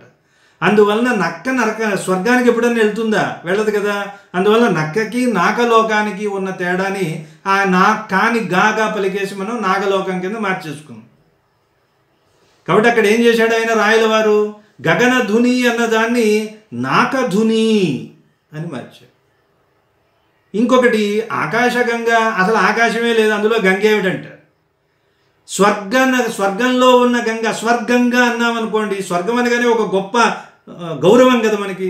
అందువల్ల గౌరవము పెరిగింది. అక్కడ శబ్దానికి శబ్దం కూడా అందంగా ఇనుమడించింది. కాబట్టి ఇలా మారిస్తే బాగుంటుందండి అని రాయల వారు సూచించారని ఒక చాటు. అందుకే రాయల లాంటి కవులు ఎలాంటి వాళ్ళట? దొంగలట. ఎలాంటి వాళ్ళు? దొంగలు. చోరోపమః సత్కవి దోషాన్వేషణ తత్పరో విజయతే చోరోపమః సత్కవి. ఇలాంటి సత్కవి, రాయల లాంటి సత్కవి దొంగ లాంటి వాడండి అన్నారు. దొంగ ఏం చేస్తాడు చూడండి, చాలా జాగ్రత్తగా గమనించండి. మందః నిక్షిపతే పదాని. దొంగ పదాలను మెల్లగా మెల్లగా మెల్లగా వేస్తాడు. ఎందుకని? పెద్దగా చప్పుడైతే ఎవడైనా లేచిపోతాడేమోనని. రాత్రిపూట వస్తాడు వాడు. మందం నిక్షిపతే పదాని. పదములు మెల్లగా మెల్లగా అడుగులు వేస్తాడు. ఈ కవి దొంగ ఉన్నాడు చూసారా, ఈయన కూడా పదాలను మెల్లగా వేస్తాడు. అంటే ఆచి తూచి వేస్తాడు. ఇక్కడ ఏ పదం అయితే బాగుంటుంది? గగనా బాగుంటుందా, నాకా బాగుంటుందా అని ఆయనకు అనిపించింది కదా, అలా ఆచి తూచి వేస్తాడు. మందం నిక్షిపతే పదాని పరితః శబ్దం సముద్విక్షతే. దొంగ ఏం చేస్తాడు? చుట్టూ ఏవైనా శబ్దాలు వస్తున్నాయా అని చూస్తాడట. అంతే కదా, ఏ శబ్దం వచ్చినా తాను దాక్కుంటాడు. కవి కూడా ఏం చేస్తాడట? ఈ కవి దొంగ ఏం చేస్తాడు? పరితః శబ్దం సముద్విక్షతే. నేను ప్రయోగించే శబ్దం బాగుందా బాలేదా, కరెక్టా అకరెక్టా అని చూసుకుంటాడు అనమాట. ఇందులో ఏమైనా తప్పు ఉందా ఒప్పు ఉందా అని చూసుకుంటూ శబ్దం చుట్టూ తన దృష్టిని పెడతాడు. అలా శబ్దం మీద దృష్టి పెట్టిన వాడు రాయలండి. ఎందుకంటే సంస్కృతంలో ఉన్న పదాలు ఎవరూ వాడనివి తెచ్చిపెడతాడు. మీరు అమరకోశం పక్కన పెట్టుకుని చూస్తే అందరూ ఒకటి వాడితే ఎవ్వరూ వాడని తెచ్చి ఇక్కడ వాడతాడు కావాలని అనమాట. శబ్దం ఇంకా ఎలా ప్రత్యేకంగా ప్రయోగించాలి అని ఒక ఆలోచన చేస్తాడు. కాబట్టి శబ్దం పరితః శబ్దం సముద్వీక్షతే. దొంగకి ఇంకో లక్షణం ఉంటుంది. నానార్థాహరణంచ కాంక్షతి. రకరకాలైనటువంటి ఆభరణాలన్నింటినీ ఏం చేస్తాడట? నానా అర్థ ఆహరణం. అర్థము అంటే సంపద. రకరకాలైన అర్థాలన్నింటినీ తీసుకుంటాడు. నేను క్యాష్ మాత్రమే తీసుకుంటానండి, గోల్డ్ తీసుకొని వెండి తీసుకొని ఇట్లాంటి నియమాలేవి ఉండవు. మనం బోర్డు పెడతాం చూసారా, అన్ని పనులు చేయబడును, ఆల్ వర్క్స్ అనేదో పెడుతూ ఉంటారు. అలాగే దొంగ అన్నింటినీ తీసుకుంటాడు అనమాట. అయితే అది బంగారం అయితేనే తీసుకుంటాడు. అర్థమైందా? మనం గిల్టు నగలన్నీ పెట్టేసి అలా మర్చిపోయి వెళ్ళిపోతే నిద్రపోయాం అనుకోండి, వాడు వచ్చి అవన్నీ తీసుకుని వెళ్తే ముందు రోజు వచ్చి తీసుకెళ్తాడు, తర్వాత రోజు వస్తాడు. ఎందుకని? మనల్ని తిట్టి తన్ని వెళ్ళటానికి. బుర్రందా లేదా ఇలాంటివి పెట్టావు, నాకు ఒక రోజు డ్యూటీ పోయింది అనుకుంటాడు. కాబట్టి బంగారం మాత్రమే తీసుకుంటాడు. నానార్థాహరణంచ కాంక్షతి. రకరకాలైనటువంటి అర్థాలన్నింటినీ ఆయన కోరుకుంటాడు. కవి ఏం చేస్తాడు? నానా అనేకమైన అర్థాలను ఆహరణంచ కాంక్షతి. ఒకే దాంట్లో ఇంకో 2, 3, 4, 5 అర్థాలు వచ్చేలాగా చూస్తాడు ఈయన కవి అనే దొంగ. ముదాలంకారమాకర్షతి. అలంకారాల మీదే దొంగకి ఎప్పుడు దృష్టి. అంతే కదా, ఎవరైనా ఒక మంచి చైన్ కానీ మెడలో వేసుకుంటే దాన్ని ఎప్పుడు కొట్టేద్దామని చూస్తూ ఉంటాడు. ఈ కవి దొంగ ఏం చేస్తాడు? ఎవరైనా ఒక కవి ఎక్కడైనా మంచి ప్రయోగం చేస్తే దాన్ని ఎలా తెచ్చి మన కవిత్వంలో పెడదామని ఈయన దొంగే కవి దొంగ అన్నారు. కాబట్టి అలంకారాల మీద దృష్టి ఈయనకి ఉంటుంది. చూడండి, ఈ పద్యం రాసిన వాడు కూడా పెద్ద కవి దొంగ అనమాట. పదాల్ని, పదం అన్నదాన్ని కాళ్ళు, అలాగే పదాలు అంటే వర్డ్స్ అనే అర్థంలో వాడాడు. అలంకారాలు అన్నదేమో ఆభరణాలన్న అర్థంలో వాడాడు. కావ్యశాస్త్రంలో అలంకారాలన్న అర్థంలో వాడాడు. నానార్థాలంకరణం నానార్థాహరణం చ కాంక్షతి ముదాలంకారమాకరిష్యతి ఆదత్తే సకలం సువర్ణ నిచయం. దొంగ ఏం చేస్తాడట? తీస్తాడు. సకలం సువర్ణ నిచయం. సువర్ణం అంటే బంగారం. సమస్తమైన బంగారం ఎక్కడున్నా సరే కొల్లగొడతాడు. కవి ఏం చేస్తాడు? ఆదత్తే తీసుకొస్తాడట. సకలం సువర్ణ నిచయం. మంచి మంచి అక్షరాల్ని పక్క పక్కన పేర్చి అందంగా ఉండేలాగా కవిత్వం చెప్తాడు. శబ్దాలంకార ప్రయోగాలు చేస్తాడు. అటగాంచన్ కరిణీ విభుండు నవపుల్లాంభోజ కల్హారమున్. విన్నాం కదా ఇలాంటివన్నీ. నటదిందిరవారమున్ కమఠమీనగ్రాహ దుర్వారమున్ వటహింతాల రసాలసాల సుమనో వల్లీ కుటీతీరమున్ చెటులోద్ధూత మరాళ చక్రపక సంచారం బుకాసారమున్. అన్ని మంచి మంచి అక్షరాలను తెచ్చి ఒక చోట పెడతాడు. ఆదత్తే సకలం సువర్ణ నిచయం ధత్తే రసాంతర్గతం. ఇంతేకాదు, దొంగ దృష్టి ఎప్పుడు కూడా భూమిలో దాచిపెట్టిన ఏవో ఉంటాయి కదా, నిధి నిక్షేపాలు దాచిపెడుతూ ఉంటారే, దాన్ని ఏమంటారు, ఏదో కుండలు అంటూ ఉంటారు. అలాంటి వాటన్నింటినీ తీసుకుని వచ్చి నిధులకి సంబంధించిన కుంభాలన్నింటినీ, లంకె బిందులు దొరికాయంటారే అవి, వాటి మీద ఎంతసేపు దృష్టి అనమాట. ధత్తే రస అంతర్గతం. లోపల ఉన్నటువంటి, భూమి లోపల ఉన్నటువంటిది తీస్తాడు. రస అంటే అక్కడ భూమి. కవి ఏం చేస్తాడు? రస అంతర్గతం. కావ్యంలో రసాన్ని, రసం లోపల గొప్ప అర్థాన్ని తీసుకురావడానికి ప్రయత్నం చేస్తాడు. కాబట్టి దోషాన్వేషణ తత్పరో. కవి ఏం చేస్తాడట? ఎప్పుడు ఏ తప్పు లేకుండా ఉండడం కోసం తాను ప్రయోగించే పదాలన్నిటి మీద, దోషం మీద దృష్టి పెడతాడు. దొంగ ఏం చేస్తాడు? దోషం అంటే చీకటి. చీకటి ఎప్పుడు పడుతుందా మనం రంగంలోకి దిగుదామని చూస్తూ ఉంటాడట. దోషాన్వేషణ తత్పరో విజయతే చోరోపమసత్కవి. అలాంటి దొంగలాంటి కవండి శ్రీకృష్ణదేవరాయలు. ఒక్కొక్క పదాన్ని ఆచి తూచి అందులో ప్రయోగిస్తూ ఉంటాడు. అలాంటి పద్యం అది. తర్వాత రెండో పద్యం చూడండి. సిరినొక్కప్పుడు కన్మొరంగి సిరినొక్కప్పుడు కన్మొరంగి హరిదంజేరన్ ప్రహర్షించు ఉర్వరకున్. సిరినొక్కప్పుడు కన్మొరంగి హరి తంజేరన్ ప్రహర్షించు నుర్వరకున్. వంచనగూడగా గల్గు భాస్వచ్చంద్రశాలా పరంపరలయ్యన్. భాస్వచ్చంద్రశాలా పరంపరలయ్యన్ పరపైన యవ్వని ఫణాభంతుల్ భజింతున్ నిరంతరమున్ దాంతుని అయ్యనంతుని అతీత బ్రహ్మ కల్పాంతునిన్. అతీత బ్రహ్మ కల్పాంతునిన్.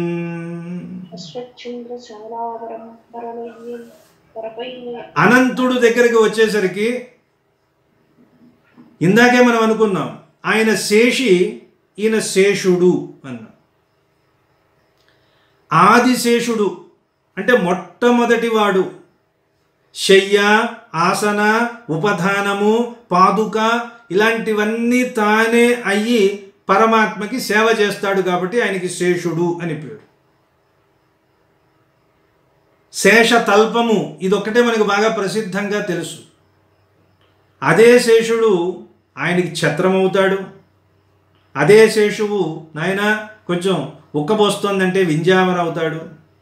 పద బయటికి వెళ్దాం అంటే వెంటనే ఆయనే మారిపోయి ఏమైపోతాడు? పాదుకుల్లాగా మారిపోతాడు, చెప్పులైపోతాడు. ఆయన ధరించే వస్త్రం కూడా ఆదిశేషుడే అన్నారు. సమస్తమైన పరిచర్యలు స్వామికి చేస్తాడు కాబట్టి, అత్యంత ఆప్తుడై విడిచిపెట్టి ఉండడు కాబట్టి ఆయన శేషుడు. వామనావతారంలో కూడా బ్రహ్మచారి వేషం వేసినప్పుడు ఇంకా మనం చూసినట్టయితే లక్ష్మీదేవే కాదండి, ప్రతి అవతారంలోనూ ఆయన లక్ష్మీదేవి, శేషుడు, ఏమండి గరుత్మంతుడు వాహనం కాబట్టి అలా పక్కన పెట్టండి. మిగిలినటువంటి పంచాయుధాలు అన్నీ ఏదో ఒక రూపంలో నేనున్నాను స్వామివారితో పాటు. ఒక పెద్ద గొప్ప వ్యక్తి వస్తే మనం పక్క నుండి ఇలా నిలబడి ముఖంలో ముఖం పెట్టి అంటే వాళ్ళు అలా ఉంటే మనం కూడా ఇలా తలబెట్టేసి ఒక ఫోటో దిగుతూ ఉంటారు కదా. అలాగే ఇక్కడ పంచాయుధాలు ఇవి కూడా అప్పుడప్పుడు కనిపిస్తూ ఉంటాయి, నేనున్నానోయ్ అని. వామనావతారంలో దర్భ ఉంది చూసారా, శుక్రాచార్యుని ఒక పోటు పొడిచాడే, అందులో నేనున్నాను చక్రం అందిట, అందులో నేనున్నాను, సుదర్శన చక్రం ఆ దర్భలో ఉందన్నారు. సరే, లక్ష్మీదేవి వామనావతారంలో కూడా ఆవిడ వెంట ఉంటుందని చెప్పుకున్నాం కదా మనం. తేజస్సు రూపంలో ఉండటమే కాకుండా ప్రత్యక్షంగా కూడా పురాణాలు చెప్పాయి. ఏమిటట, ఆయన కృష్ణాజనం వేసుకున్నాడు కదా, జింక చర్మం కప్పుకున్నాడు కదా, జింక చర్మం లోపల వక్షస్థలంలో లక్ష్మీదేవి ఉంది అని చెప్పారు. ఉరసి పిహితాం లక్ష్మీం, వక్షస్థలంలో ఆవిడ వ్యాపించి కూర్చుంది చక్కగా. ఏమండి, ఈయన వెళ్ళేది దేనికి?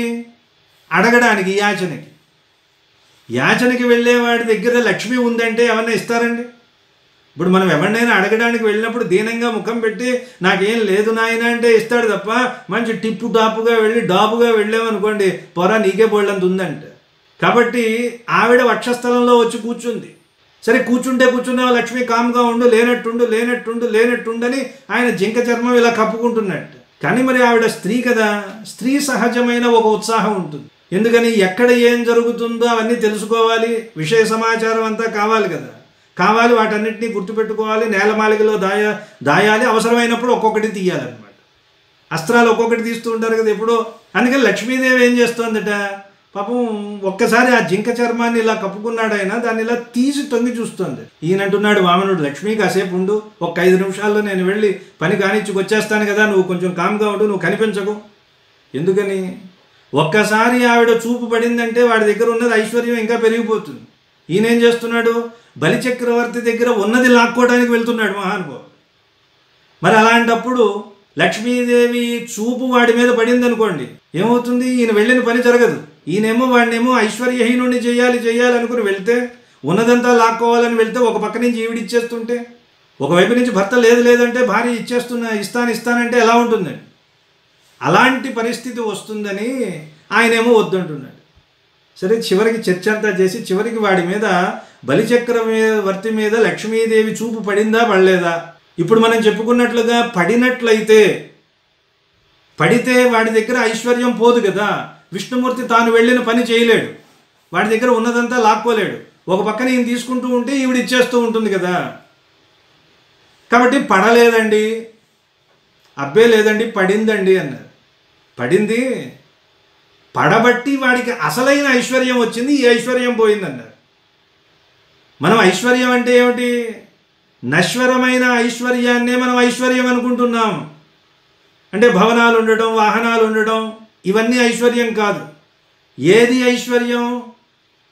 ఏది పొందిన తర్వాత ఇంకా పొందవలసినది ఉండదో అదే ఐశ్వర్యం కదా. ఇప్పుడు మీరు ఒక భవనాన్ని పొందారు, ఇంకో భవనం రావచ్చు, ఇంకోటి కావాలనుకుంటాం, ఒక కారు కొంటే ఇంకోటి అనుకుంటాం, ఇంకొకటి అనుకుంటాం. మరి ఏది ఐశ్వర్యం మీకు? ఏది పొందిన తరువాత మళ్ళీ ఇంకా పొందడానికి అవకాశం లేదో, పొందవలసిన అవసరం లేదో, పొందడానికి ఇంకేం లేదో అదే ఐశ్వర్యం. ఆ ఐశ్వర్యం బలిచక్రవర్తికి వచ్చింది అంటే లక్ష్మీదేవి చూపు పడింది అని అర్థం. ఏమిటి వచ్చిందండి? విష్ణుమూర్తికి దాసుడయ్యాడుగా, విష్ణుమూర్తి అనుగ్రహాన్ని పొందాడుగా. ఎవరి మీదైతే తనకి అత్యంత ప్రీతి ఉంటుందో, ఎవరిని ఉద్ధరించాలనుకుంటానో వాళ్ళ దగ్గర ఉన్నది మొత్తం తీసేసుకుంటాను అని ఆయనే చెప్పుకున్నాడు భాగవతంలో చాలా స్పష్టంగా. అలా ఉన్నదంతా తీసుకుని అతనికి ఇవ్వవలసింది ఇచ్చాడు, అక్కర్లేనిది తీశాడు. నశ్వరమైన ఐశ్వర్యాన్ని తీసి శాశ్వతమైన ఐశ్వర్యాన్ని ఇచ్చాడు కాబట్టి అసలైన ఐశ్వర్యం అతనికి వచ్చింది. కాబట్టి ఇదేమిటి అసలైన ఐశ్వర్యం? గజేంద్రుడి పరిస్థితి చూడండి. ఒక పక్కన మొసలి కాలు పట్టి రక్తం పీడించి లాగుతూ ఉంటే, కుయ్యో మొర్రో అని ఒక్కసారి తొండ ఎత్తి గావుకేక పెడితే విష్ణుమూర్తి వస్తే, అప్పుడు అంటాడు వ్యాస భగవానుడు, సతు నాగవర శ్రీమాన్. అబ్బా, ఎంత ఐశ్వర్యవంతుడండి గజేంద్రుడు! ఏమిటి ఐశ్వర్యం? చావు తప్పి కన్ను లొట్టపోయినట్టు ప్రాణాలు అలా అరచేతుల్లో పట్టుకుని ఉంటే అప్పుడు ఐశ్వర్యం ఏమిటండి? అంటే తాను అప్పటి వరకు ఏదైతే ఐశ్వర్యం అనుకుంటున్నాడో, తన వెనకాల ఉన్నటువంటి 1,00,00,000 కోటి కరణీనాథులను ఐశ్వర్యం అనుకున్నాడు. ఇంకేదో శక్తి నా ఐశ్వర్యం అనుకున్నాడు, బలం నా ఐశ్వర్యం అనుకున్నాడు, అహంకారం నా ఐశ్వర్యం అనుకున్నాడు. అవేమీ కావు. అవి పోయిన తర్వాత అసలైనది పొందవలసినది ఏది పొందాడో అది పొందాడు కాబట్టి సతు నాగవర శ్రీమాన్, అప్పుడు అసలైనటువంటి శ్రీమంతుడయ్యాడు. కాబట్టి బలిచక్రవర్తి మీద కూడా లక్ష్మీదేవి చూపు పడింది కాబట్టి ఆయన రసాతలానికి అధిపతి అయ్యాడండి. రసాతలం అంటే స్వర్గం కంటే చాలా గొప్పదట, చాలా బాగుంటుందట. చూడండి, ఇప్పుడు కూడా ఎవరో జీవితంలో ఒక్కసారైనా ఈ దేశం వెళ్ళాలండి అనుకునే దేశాలు ఏవో ఉంటాయి మనకి, అవునా? ఒక్కసారైనా వెళ్ళి తీరాలి అని. అలా దేవతలందరూ కూడా ఒక్క పూటైనా రసాతలంలో ఉండాలి అనుకుని వాళ్ళు పాపం చాలా యాతనలు పడుతూ ఉంటారట, వీసాల కోసం వాటి కోసం. దానికంతటికీ ఎవరు అధిపతి? బలిచక్రవర్తి. ఆ రసాతలాన్ని కాపలా కాసేవాడు ఎవరు? సాక్షాత్తు శ్రీమన్నారాయణుడు. మరి అది ఐశ్వర్యం కదా? ఆ శ్రీమన్నారాయణుడే తనకి కాపలాగా పెట్టుకుని చక్కగా లోపల హాయిగా నివసిస్తున్నటువంటి బలిచక్రవర్తికి ఏ ఐశ్వర్యం కావాలో ఆ ఐశ్వర్యం వచ్చింది కాబట్టి లక్ష్మీదేవి చూపు పడింది. కాబట్టి లక్ష్మీదేవి, విష్ణుమూర్తి వీళ్ళిద్దరూ ఒకే స్వరూపం అనుకుంటే వీళ్ళకి మొట్టమొదటి శేషుడు ఆదిశేషుడు. చూడండి, సిరినొక్కప్పుడు కన్మొరంగి. ఇది రాజుల అంతఃపురాలలో జరిగేటటువంటి చాలా చమత్కారాలు అన్నమాట. ఆయన రాజరిక వ్యవస్థలో ఉన్నాడు కాబట్టి బహుభార్యాత్వం ఆనాడు ఉండేది. ఎక్కువ మంది భార్యలు ఉన్నప్పుడు వారి అంతఃపురాలకు వెళ్ళేటప్పుడు ఈ వార్త ఇంకొక చోట తెలిసి ఇంకేవేవో గొడవలయ్యి అందువల్ల ఎవరికీ ఏమీ తెలియకుండా ఏకాంతంగా ఉండాలి అనుకోవటం, ఇదంతా రాజరిక వ్యవస్థలో జరిగేటటువంటి వ్యవహారాలు. దాన్ని తెచ్చి వీళ్ళకి అనుసంధానం చేశాడు చమత్కారం కోసం. సిరినొక్కప్పుడు కన్మొరంగి, కన్ను మొరగటం అనేది ఉంటుందండి. హరి తంజేరన్ ప్రహర్షిన్, కొలుస్తానండి నేను. దాంతుడు అంటే ఇంద్రియ నిగ్రహం కలిగిన వాడు, శాంతి దాంతి అంటారు. అలాంటి ఇంద్రియ నిగ్రహం కలిగిన వాడు. అనంతుడు ఈయన పేరు. సర్పాలలో కూడా 4 జాతులు ఉన్నాయి. అహి అనేది ఒక జాతి, సర్పము అనేది ఒక జాతి, ఉరగము అనేది ఒక జాతి, పన్నగము అనేది ఒక జాతి. 4 జాతులు ఉన్నాయి అందులో. మనకి పురాణాల్లో కనిపించేటటువంటి సర్పాలలో ఆదిశేషుడికే అనంతుడు అని పేరు. ఆ తరువాత వాసుకి, ఆయనేమో చక్కగా శివుడి మెళ్ళలోకి వెళ్ళి స్థిరవాసం చేసుకున్నాడు వాసుకి. అంతేకాదు క్షీరసాగర మథనంలో ఉపయోగపడ్డాడు. ఆ క్షీరసాగర మథనంలో ఆ మందర పర్వతానికి కవ్వపు తాడుగా చుట్టుకొని దేవకార్యంలో తాను కూడా భాగస్వామ్యం వహించాడు వాసుకి. ఇంకా తక్షకుడు, కర్కోటకుడు, నలదమయంతుల చరిత్రలో కర్కోటకుడు అనే ఒక గొప్ప సర్పం, పేరుకేమో కర్కోటకుడు అని ఉన్నప్పటికీ చాలా మంచి సర్పం అది. కర్కోటకుడు, తక్షకుడు, ఐరావతుడు ఇలాంటి సర్పాలు ఉన్నాయి. మహాభారతం, భాగవతాల్లో మనకి వీళ్ళ చరిత్రలు, శంఖచూడు, ఇవన్నీ గొప్ప గొప్ప సర్ప జాతులు. ప్రధానంగా ఉన్నవి 4 జాతులు. అందులో అనంతుడు. ఈయనకి 1000 పడగలు ఉంటాయన్నారు. 1000 పడగలుంటే 1000 నోళ్ళు ఉంటాయి కదా. 1000 నోళ్లలో 2000 నాల్కలు ఉంటాయి. అందుకే మనం ఏదైనా ఎవరైనా బాగా చెప్పినా లేదా వాదించాల్సి వచ్చినా బ్రహ్మ వల్ల కాదు, ఆదిశేషుడి వల్ల కాదంటారు. ఎందుకని? బ్రహ్మదేవుడికి 4 ముఖాలు ఉన్నాయి కాబట్టి. ఇంకా పైకి వెళ్ళి ఆదిశేషుడికి 1000 ముఖాలు, 1000 తలలు, 1000 నోళ్ళు ఉన్నాయి కాబట్టి, 2000 నాలుకలు ఉన్నాయి కాబట్టి.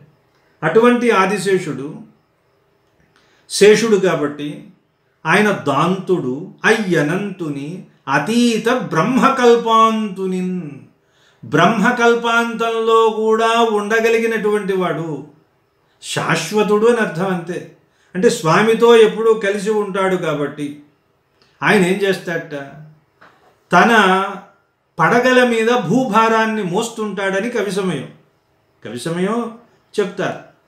ఆదిశేషుడి పడగల మీద భూభారాన్ని మోస్తూ ఉంటాడు కాబట్టి ఇప్పుడు భూమి విష్ణుమూర్తిని కలవాలి అని అనుకుంటే లక్ష్మీదేవికి తెలియకూడదని సిరినొక్కప్పుడు కన్మురంగి హరి తంజేరన్. హరి వచ్చి తనని చేరాలనుకున్నప్పుడు, ఏమిటండి ఈ గొడవంతా?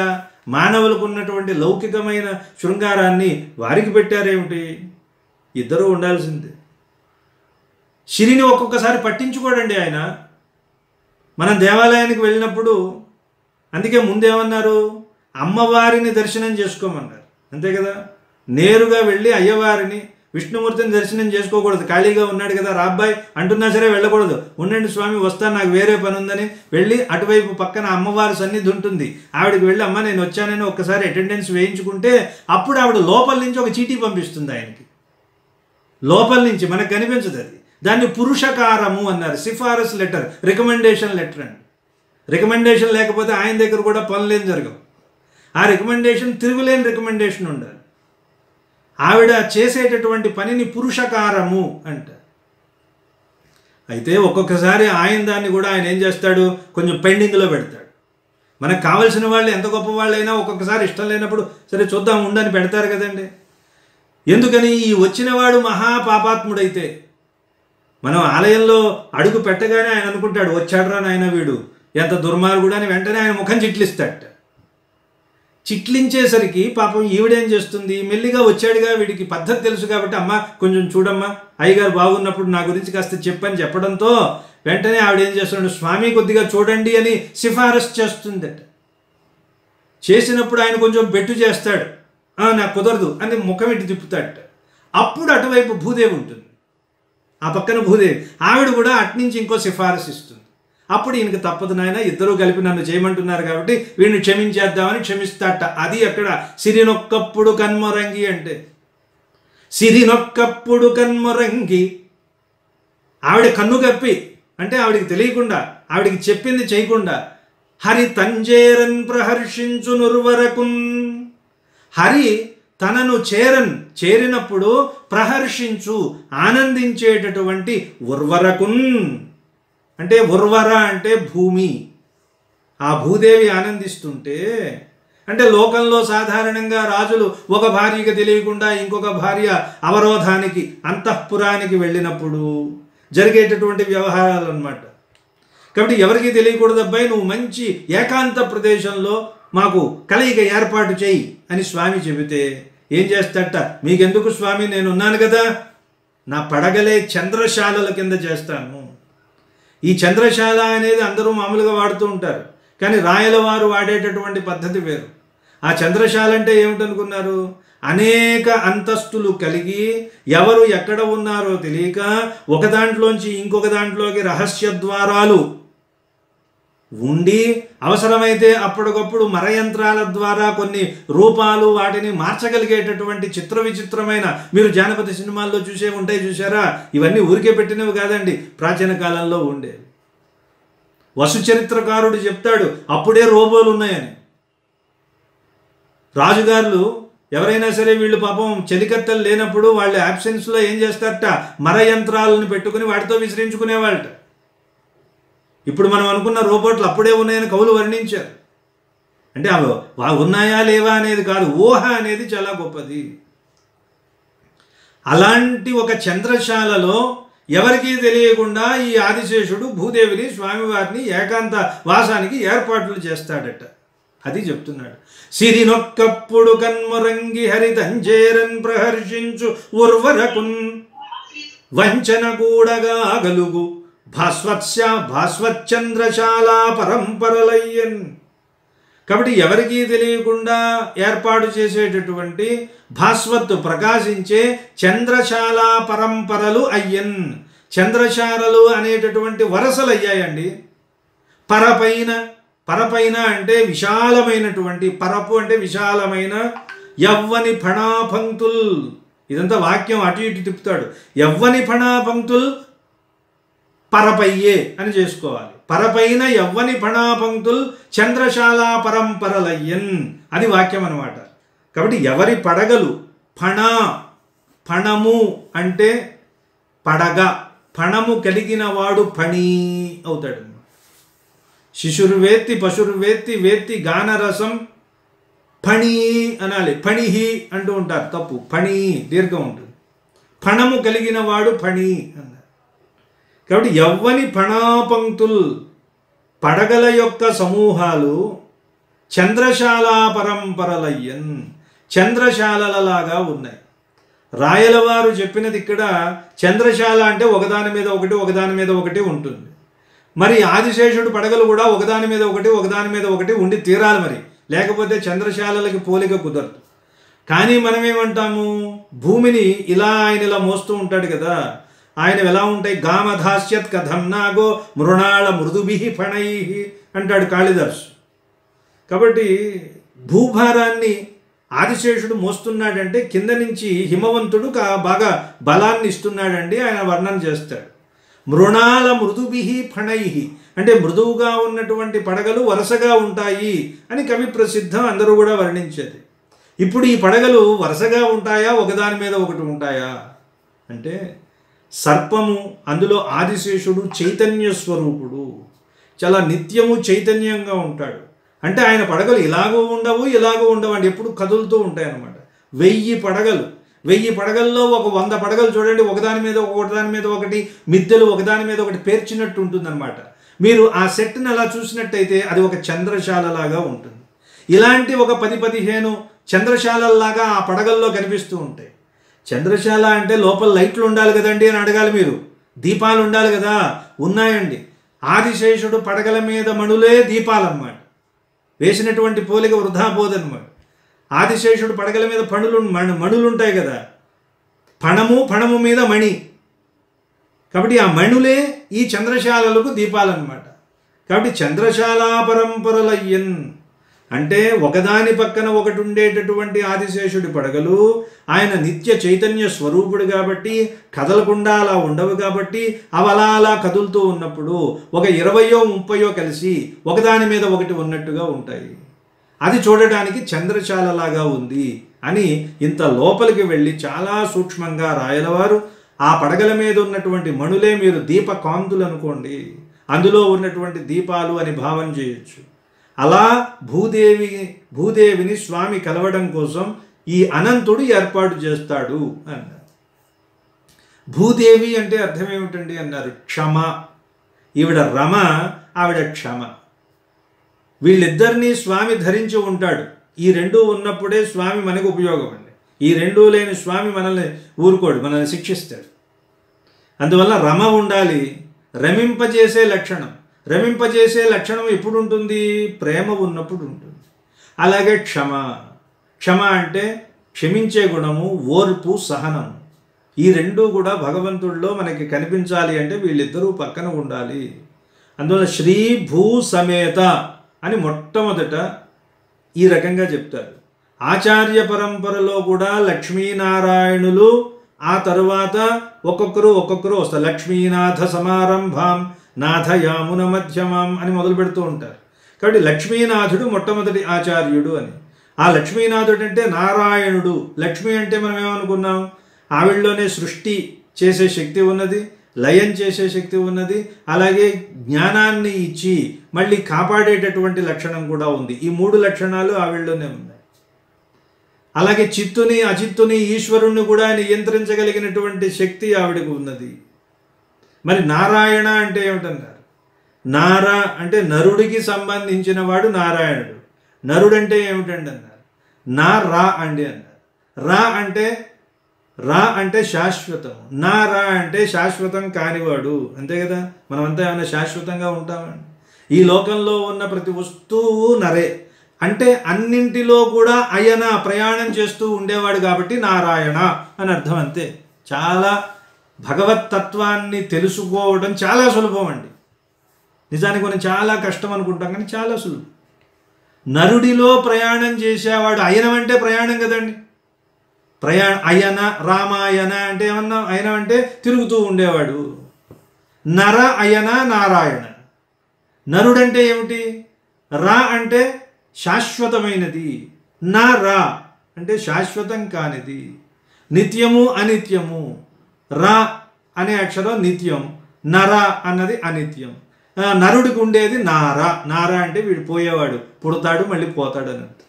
కేవలం మనిషే కాదు, నార శబ్దానికి మనిషి అని మాత్రం చెప్పకూడదండి. ఈ సృష్టిలో ఉన్న ప్రతి వస్తువు, ప్రతి జీవి నారే. ఆ నారములలో శక్తిగా ఉండేవాడు కాబట్టి, వాటిలో ప్రయాణిస్తూ ఉండేవాడు కాబట్టి నారాయణ అన్నారు. కాబట్టి లక్ష్మీ నారాయణ, లక్ష్మీ తత్వంలో కూడా ఈ మూడే కదా చేసేది. నారాయణుడు కూడా చేసే పని అదే. వాళ్ళ తత్వాలు రెండూ ఒకటే. ఆ రకంగా మొట్టమొదట లక్ష్మీనారాయణుణ్ణి, తర్వాత భూదేవిని, అనంతుణ్ణి స్తుతి చేశాడు. సిరినొక్కప్పుడు కన్మురంగి, కొన్ని తెలుగు పదాలను కూడా గమ్మత్తుగా వాడటం. ఒక్కప్పుడు, అప్పుడప్పుడు అనమాట. సిరిన్ ఒక్కప్పుడు కన్మురంగి, హరి, సిరి హరి వాడటం. హరి తనను చేరినప్పుడు, తనని చేరడానికి వచ్చినప్పుడు, హరి తంజేరన్ ప్రహర్షించునుర్వరకున్, ఉర్వర భూమి ప్రహర్షిస్తుందట స్వామి వస్తున్నాడు కదా అని. అలా ఆనందిస్తున్నటువంటి భూదేవికి ప్రహర్షించునుర్వరకున్, భాస్వత్ చంద్రశాల పరంపరలయ్యన్, భాస్వత్ ప్రకాశించే, చంద్రశాల పరంపరలు, చంద్రశాలల యొక్క పరంపరలు అనేకం, ఒకటి కాదండి. ఒక చంద్రశాల కాదు, 1000 పడగలు. ఒక 10 పడగలతో ఒక చంద్రశాల పెట్టాడు. అలాంటివి 10 20 పెట్టాడు. రాజులు కూడా ఒకేలాంటి భవనాలని, ఒకేలాంటి రూపాలతో, ఒకేలాంటి కాంతులతో నిర్మించుకుంటారు. ఎందుకని? శత్రువుల నుండి రక్షించుకోవడం కోసం. వాళ్ళు చెప్తారు చంద్రశాలలో ఉన్నాడండి అని ఒక విషయం వస్తే, శత్రువు వస్తాడని అక్కడ 10 చంద్రశాలలు ఉంటాయి. ఎందులో ఉన్నాడో తెలియకుండా కాపాడుకోవాలన్నమాట. చంద్రశాల పరంపరలయ్యన్, పరపైన ఎవ్వని ఫణాపంక్తుల్, ఎవరి ఫణాపంక్తులు చంద్రశాల పరంపరలు అయ్యాయో, అయ్యనంతుని, ఆ అనంతుడు అనే పేరు కలిగిన సర్పాన్ని, అయ్యనంతుని, ఎవరైనా దాంతుడు, అనంతుడు వచ్చింది కాబట్టి శబ్దాలంకారం అన్నమాట. పరపైన యవ్వని ఫణాపంక్తుల్ భజింతున్, నేను భజిస్తాను, నమస్కారం చేస్తాను. భజింతున్ నిరంతరమున్, అయ్యనంతుని, దాంతుని, అయ్యనంతుని, అతీత బ్రహ్మ కల్పాంతుని. కాబట్టి కల్పాంతంలో కూడా ఉండగలిగినటువంటి శక్తియుక్తులు కలిగిన వాడు, వాటికి అతీతమైన వాడండి. ఈ కల్పాలు, కాలాలు ఇవన్నీ ఆయనకేమీ లేవు. ఎందుకని? పరమాత్మతో కలిసి ఉంటాడు కాబట్టి, పరమాత్మకి మొట్టమొదటి శేషుడు కాబట్టి ఆయన కలిసి ఉంటాడు అని చెప్పాడు. ఇక 3వ పద్యం. కనటత్పయోబ్ధివీక్ష్య రసాతలాన్యోన్య పిండీకృతాంగ భీతాండజములు, ధృతకులాయార్ధ ఖండిత సమిల్లవరూప చరణాంతిక భ్రమత్తరువరములు, ఘన గుహాఘటిత ఝాంకరణలోకైక ద్విదుందుభీకృత మేరు మందరములు, చటుల జంపాతర స్వనగరీ విపరీత పాతితాశాకోణ పరిబృఢములు, ప్రబలతర బాడభీకృతేరమ్మదములు, భాస్వరేరమ్మదీకృత బాడవములు, పతక సమ్రాట్ పతత్ర ప్రభంజనములు, వృజిన తూలౌఘముల దూల విసరుగాత. నిజానికి కొన్ని దొంగతనాలు కూడా భలే దొంగతనం చేశాడండి అనుకునేటట్టు ఉంటాయి. వాల్మీకి మహర్షి రచించిన సుందరకాండం తెచ్చి ఇక్కడ పెట్టాడు. అక్కడ హనుమంతుడు, ఇక్కడ గరుత్మంతుడు అంతే. హనుమంతుడు ఒక్కసారి పైకి ఎగిరినప్పుడు ద్రోణిలాగా ఏర్పడి 2గా చీలిపోయి అడుగునున్నటువంటి సర్పాలు హనుమంతుడిని చూసి గరుత్మంతుడు అనుకుని భయపడ్డాయి అంటాడు వాల్మీకి మహర్షి. సుందరకాండ చూడండి ఒకసారి. దాన్ని తెచ్చి ఇక్కడ ఈయన వాడుకున్నాడు. అక్కడ హనుమంతుడిని చూసి బాబోయ్ గరుత్మంతుడు వచ్చాడా ఏమిటని అడుగునున్న పాములు భయపడ్డాయట. అక్కడ ఇంకొక మంచి విశేషణం వేస్తాడు. వస్త్రాలు తొలగిపోయిన అవయవాల్లాగా ఉన్నాయన్నాడు. సముద్రం మొత్తం ఇలా చీలిపోయిన తర్వాత అడుగునున్నటువంటి పాములు బయటపడ్డాయట. అది ఎలా ఉందట? బట్టలు తీసేస్తే భూమికలు, చేతులు, కాళ్ళు మనకి ఎలా కనిపిస్తాయో అట్లా ఉంది ఆ సముద్రం అంటాడు వాల్మీకి మహర్షి. మహానుభావుడు. ఆయన వేసిన ఉపమాలు అవన్నీ ఎలా ఉంటాయంటే, సుందరకాండని కవితా దృష్టితో చదివితే ఉంటుందండి, ఎంత అద్భుతంగా ఉంటుంది. చూడండి, 2-3 భావాలు చెప్తాను నేను, ఆ తర్వాత ఈ పద్యంలోకి వెళ్దాం. హనుమంతుడు ఒక్కసారిగా ఎగిరాడు. ఎగరడానికి ముందు దూరం నుంచి పరిగెత్తుకుంటూ వచ్చాడండి. క్రమక్రమంగా శరీరాన్ని పెంచాడని చెప్తాడు. క్రమక్రమంగా శరీరాన్ని పెంచాడని ఎలా చెప్తాడు? ఆయన కవితాత్మకంగా చెప్తాడు. సుందరకాండలో ఆయన ఎంత వాడుగా ఉన్నాడు, ఎంత పెరిగాడు, ఎంత ఎత్తుకు ఎగిరాడు, ఎన్ని కిలోమీటర్లు ప్రయాణం చేశాడు, ఎంత వేగంతో ప్రయాణం చేశాడు, ఏ మార్గంలో వెళ్ళాడు, ఏ సమయంలో ప్రారంభించి ఏ సమయంలో ముగించాడు, ఇవన్నీ ఉన్నాయి. లెక్కలతో సహా ఉన్నాయి. మనం చూడాలంతే. వాల్మీకి మహర్షి మనకి చూపించాడు. హనుమంతుడు దూరం నుంచి పరిగెత్తుకుంటూ వస్తూ ఉంటే మొట్టమొదట ఆ చెట్లకి సంబంధించినటువంటి కొమ్మలు తలకి తగులుతున్నాయన్నాడు. తర్వాత అవి భుజాలకి తగులుతున్నాయట. ఆ తర్వాత కాళ్ళకి తగులుతున్నాయట. ఆ తర్వాత ఏదో ఆయన పాదాల దగ్గర చిన్న చిన్న మొక్కల్లాగా ఉన్నాయన్నాడు. అంటే ఏమిటి? ఆయన ఎలా పెరిగాడు అని చెప్పడం అన్నమాట. ఆ తర్వాత మహేంద్ర పర్వతాన్ని ఎగరడానికి జంపింగ్ ప్యాడ్ కింద ఆయన తయారు చేసుకున్నాడు. నేల గట్టిగా ఉండాలి కదండి, దాన్ని బాగా లోపల గుల్లలు లేకుండా తయారు చేసుకుని ఆయన ఎగిరాడు. ఎలా ఎగిరాడు? మొట్టమొదట ఇలా ఏటవాలుగా ఎగిరాడు. సముద్రాన్ని చుంబించినట్లుగా ఎగిరి తర్వాత ఆకాశాన్ని స్పృశించాడంటాడు. సముద్రాన్ని చెప్పవలసిన అవసరం లేదు. పర్వతం మీద ఉన్నాడు, సముద్రం కంటే ఎత్తుగా ఉన్నప్పుడు సముద్రాన్ని చుంబించి ఆకాశంలోకి వెళ్ళాడని చెప్పక్కల్లా, నేరుగా ఆకాశంలోకి వెళ్ళిపోయాడని చెప్పొచ్చు. కానీ అలా చెప్పాల. అంటే ఏమిటి? ఇలా మనకి విమానం చూడండి ఎలా అయితే అది పైకి వెళ్తుందో ఆ పద్ధతిలో హనుమంతుడు వెళ్ళాడు. అలా వెళ్తే వేగం ఎక్కువ, అందులో ఎంత శక్తి ఉంటుందో.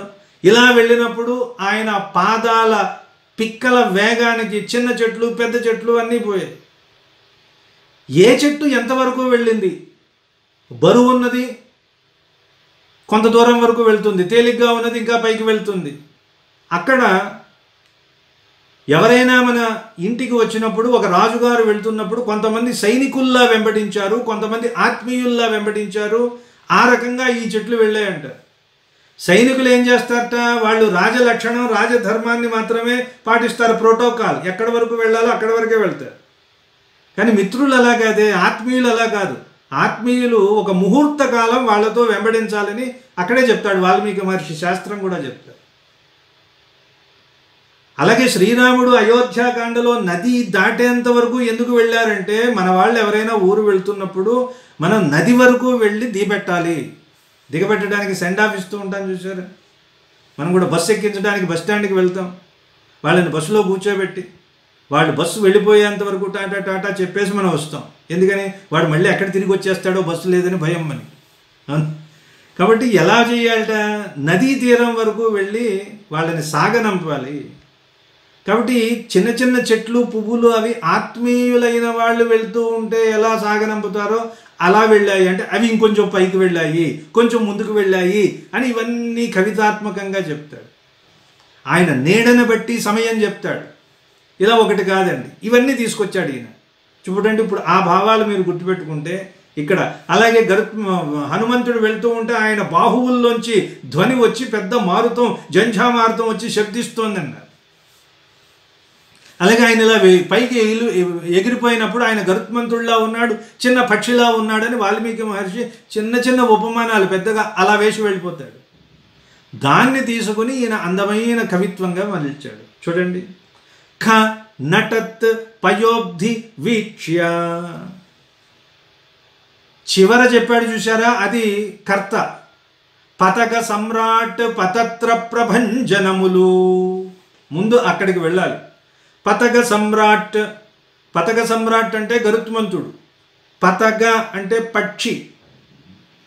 పక్షులకు సమ్రాట్ రాజు అయినటువంటి గరుత్మంతుడు ఆయన యొక్క పతత్ర ప్రభంజనములు. చూడండి, పత్రము అన్న పతత్రము అన్న ఒకటే, రెక్క అని అర్థం. అందరూ పత్రం అని వాడతారు. పత్ త్రాయతే ఇది పత్ర.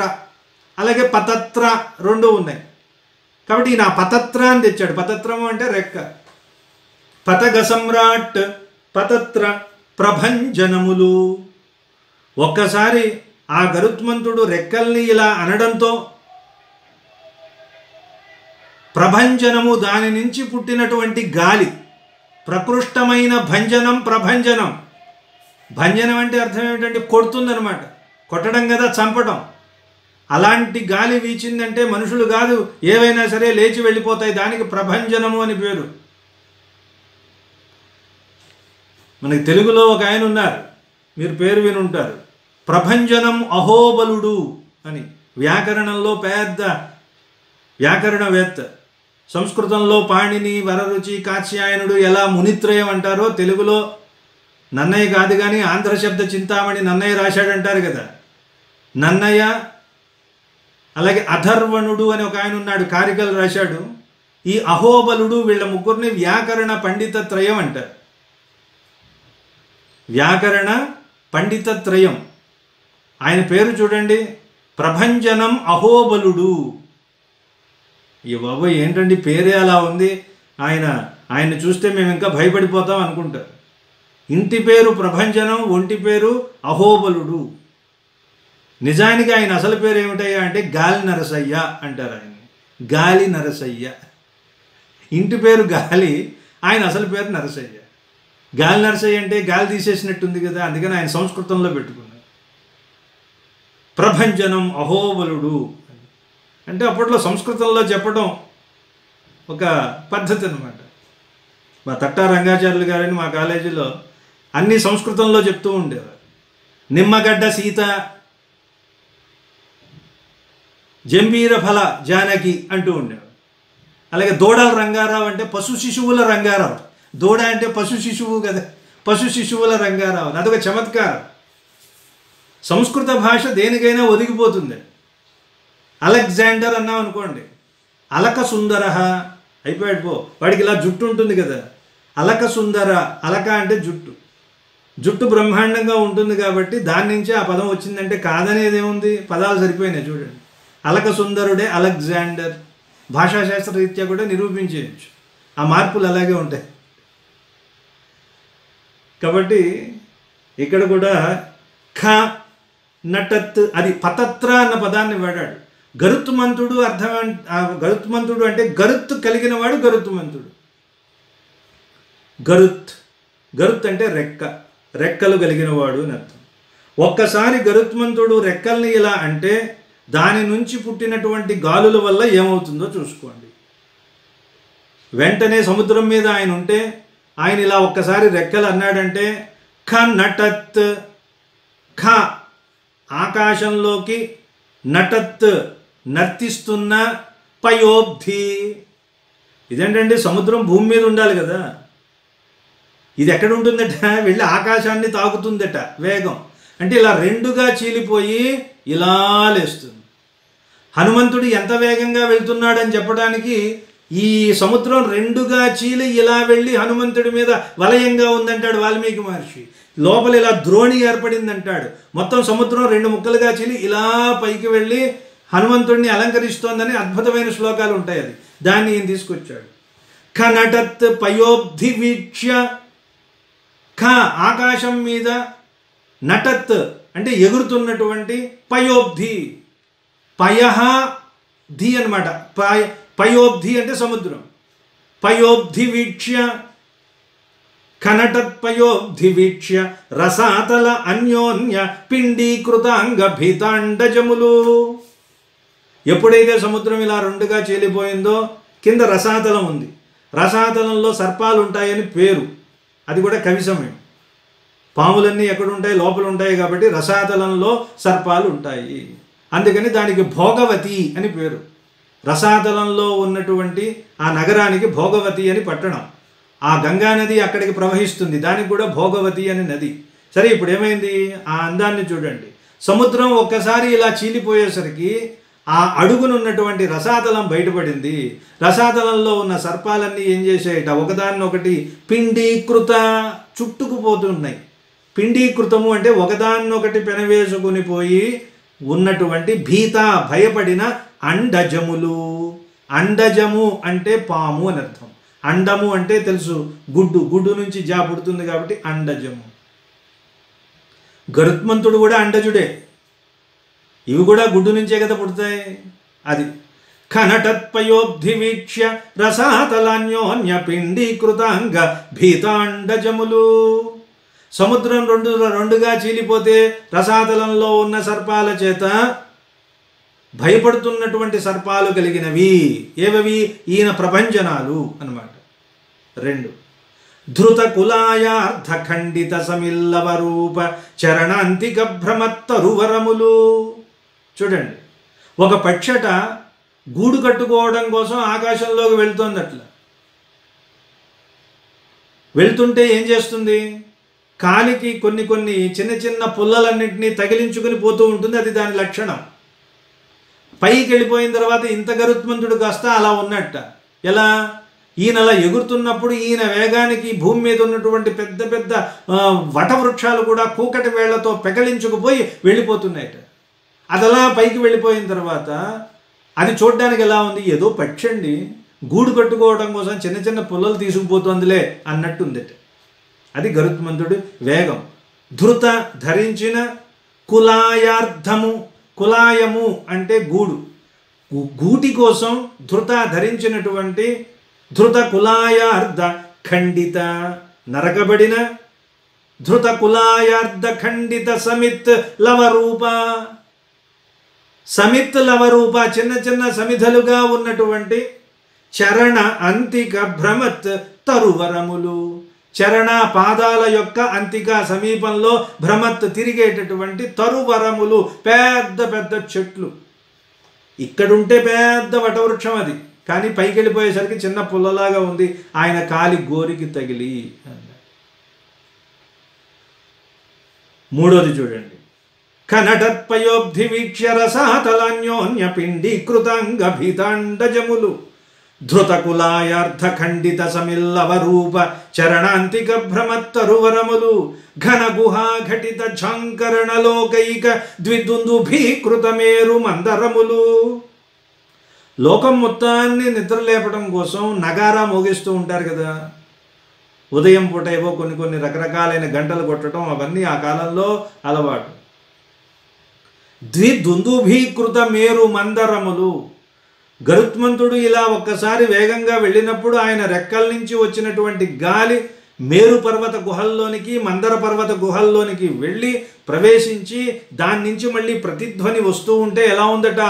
భాం భాం అనే ఒక శబ్దం వస్తుంది. ఇది ఎలా ఉంది? లోకం మొత్తాన్ని జాగృతం చేయడం కోసం మోగించేటటువంటి జంటగా ఉన్న 2 నగారాల అన్నట్లుగా ఉన్నాయి. ద్విదుందుభీకృత మేరు మందరములు. 2 ఒకేలాగా లయబద్ధంగా మోగుతున్నాయి అన్నమాట. చెటుల, చెటుల అంటే చాలా గట్టిగా, జంపా అంటే బాగా మోగుతున్న, ఘన గుహా ఘటిత, ఘన గొప్ప గొప్ప, గుహ గుహలలో, ఘటిత కూర్చబడిన ఉంచబడిన, ఘన గుహా ఘటిత ఝాంకరణ. అది ఝాం ఝాం అని శబ్దం వస్తుంది. మనం అంటాంగా జామ్ జామ్ అని వెళ్ళిపోతున్నాడని, అది గాలికి ఉన్న ధ్వని అనుకరణ శబ్దం. ఘన గుహా ఘటిత ఝాంకరణ లోకైక ద్విదుందుభీకృత మేరు మందరములు. లోకంలో ఒకే ఒక ఈ 2 ఉన్నప్పటికీ కూడా 2 కూడా ఒకలా ఉంది అని చెప్పడం అన్నమాట. చటుల జంపాతరస్వ నగరీ విపరీత పాతితాశాకోణ పరిబృఢములు.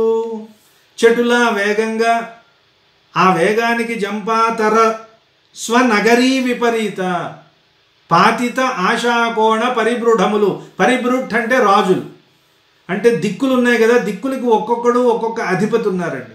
ఈ దిక్కులకు ఉన్న అధిపతులు ఏమయ్యారట? ఈ గాలి వేగానికి ఈ దిక్కులో ఒక సింహాసనం మీద కూర్చున్నవాడు వెళ్ళి ఆ దిక్కున ఇంకో సింహాసనంలో పడ్డాడు, ఎక్కడో పడ్డాడు అనమాట. తూర్పు దిక్కునున్న రాజు వెళ్ళి పశ్చిమ దిక్కుకి, పశ్చిమ దిక్కునున్నవాడు ఈశాన్యానికి, ఆగ్నేయంలో ఉన్నవాడు అలా దిక్కులు మారిపోయినాయట ఈ వేగానికి అన్నమాట. ఆ కవిత్వం చూడండి. స్వనగరీ విపరీత అంటే అర్థం అది. స్వనగరీ, తమ నగరము విపరీతమయ్యాయి అంటే అటు ఇటు మారాయి అన్నాడు. పాతితాశాకోణ పరిబృఢములు.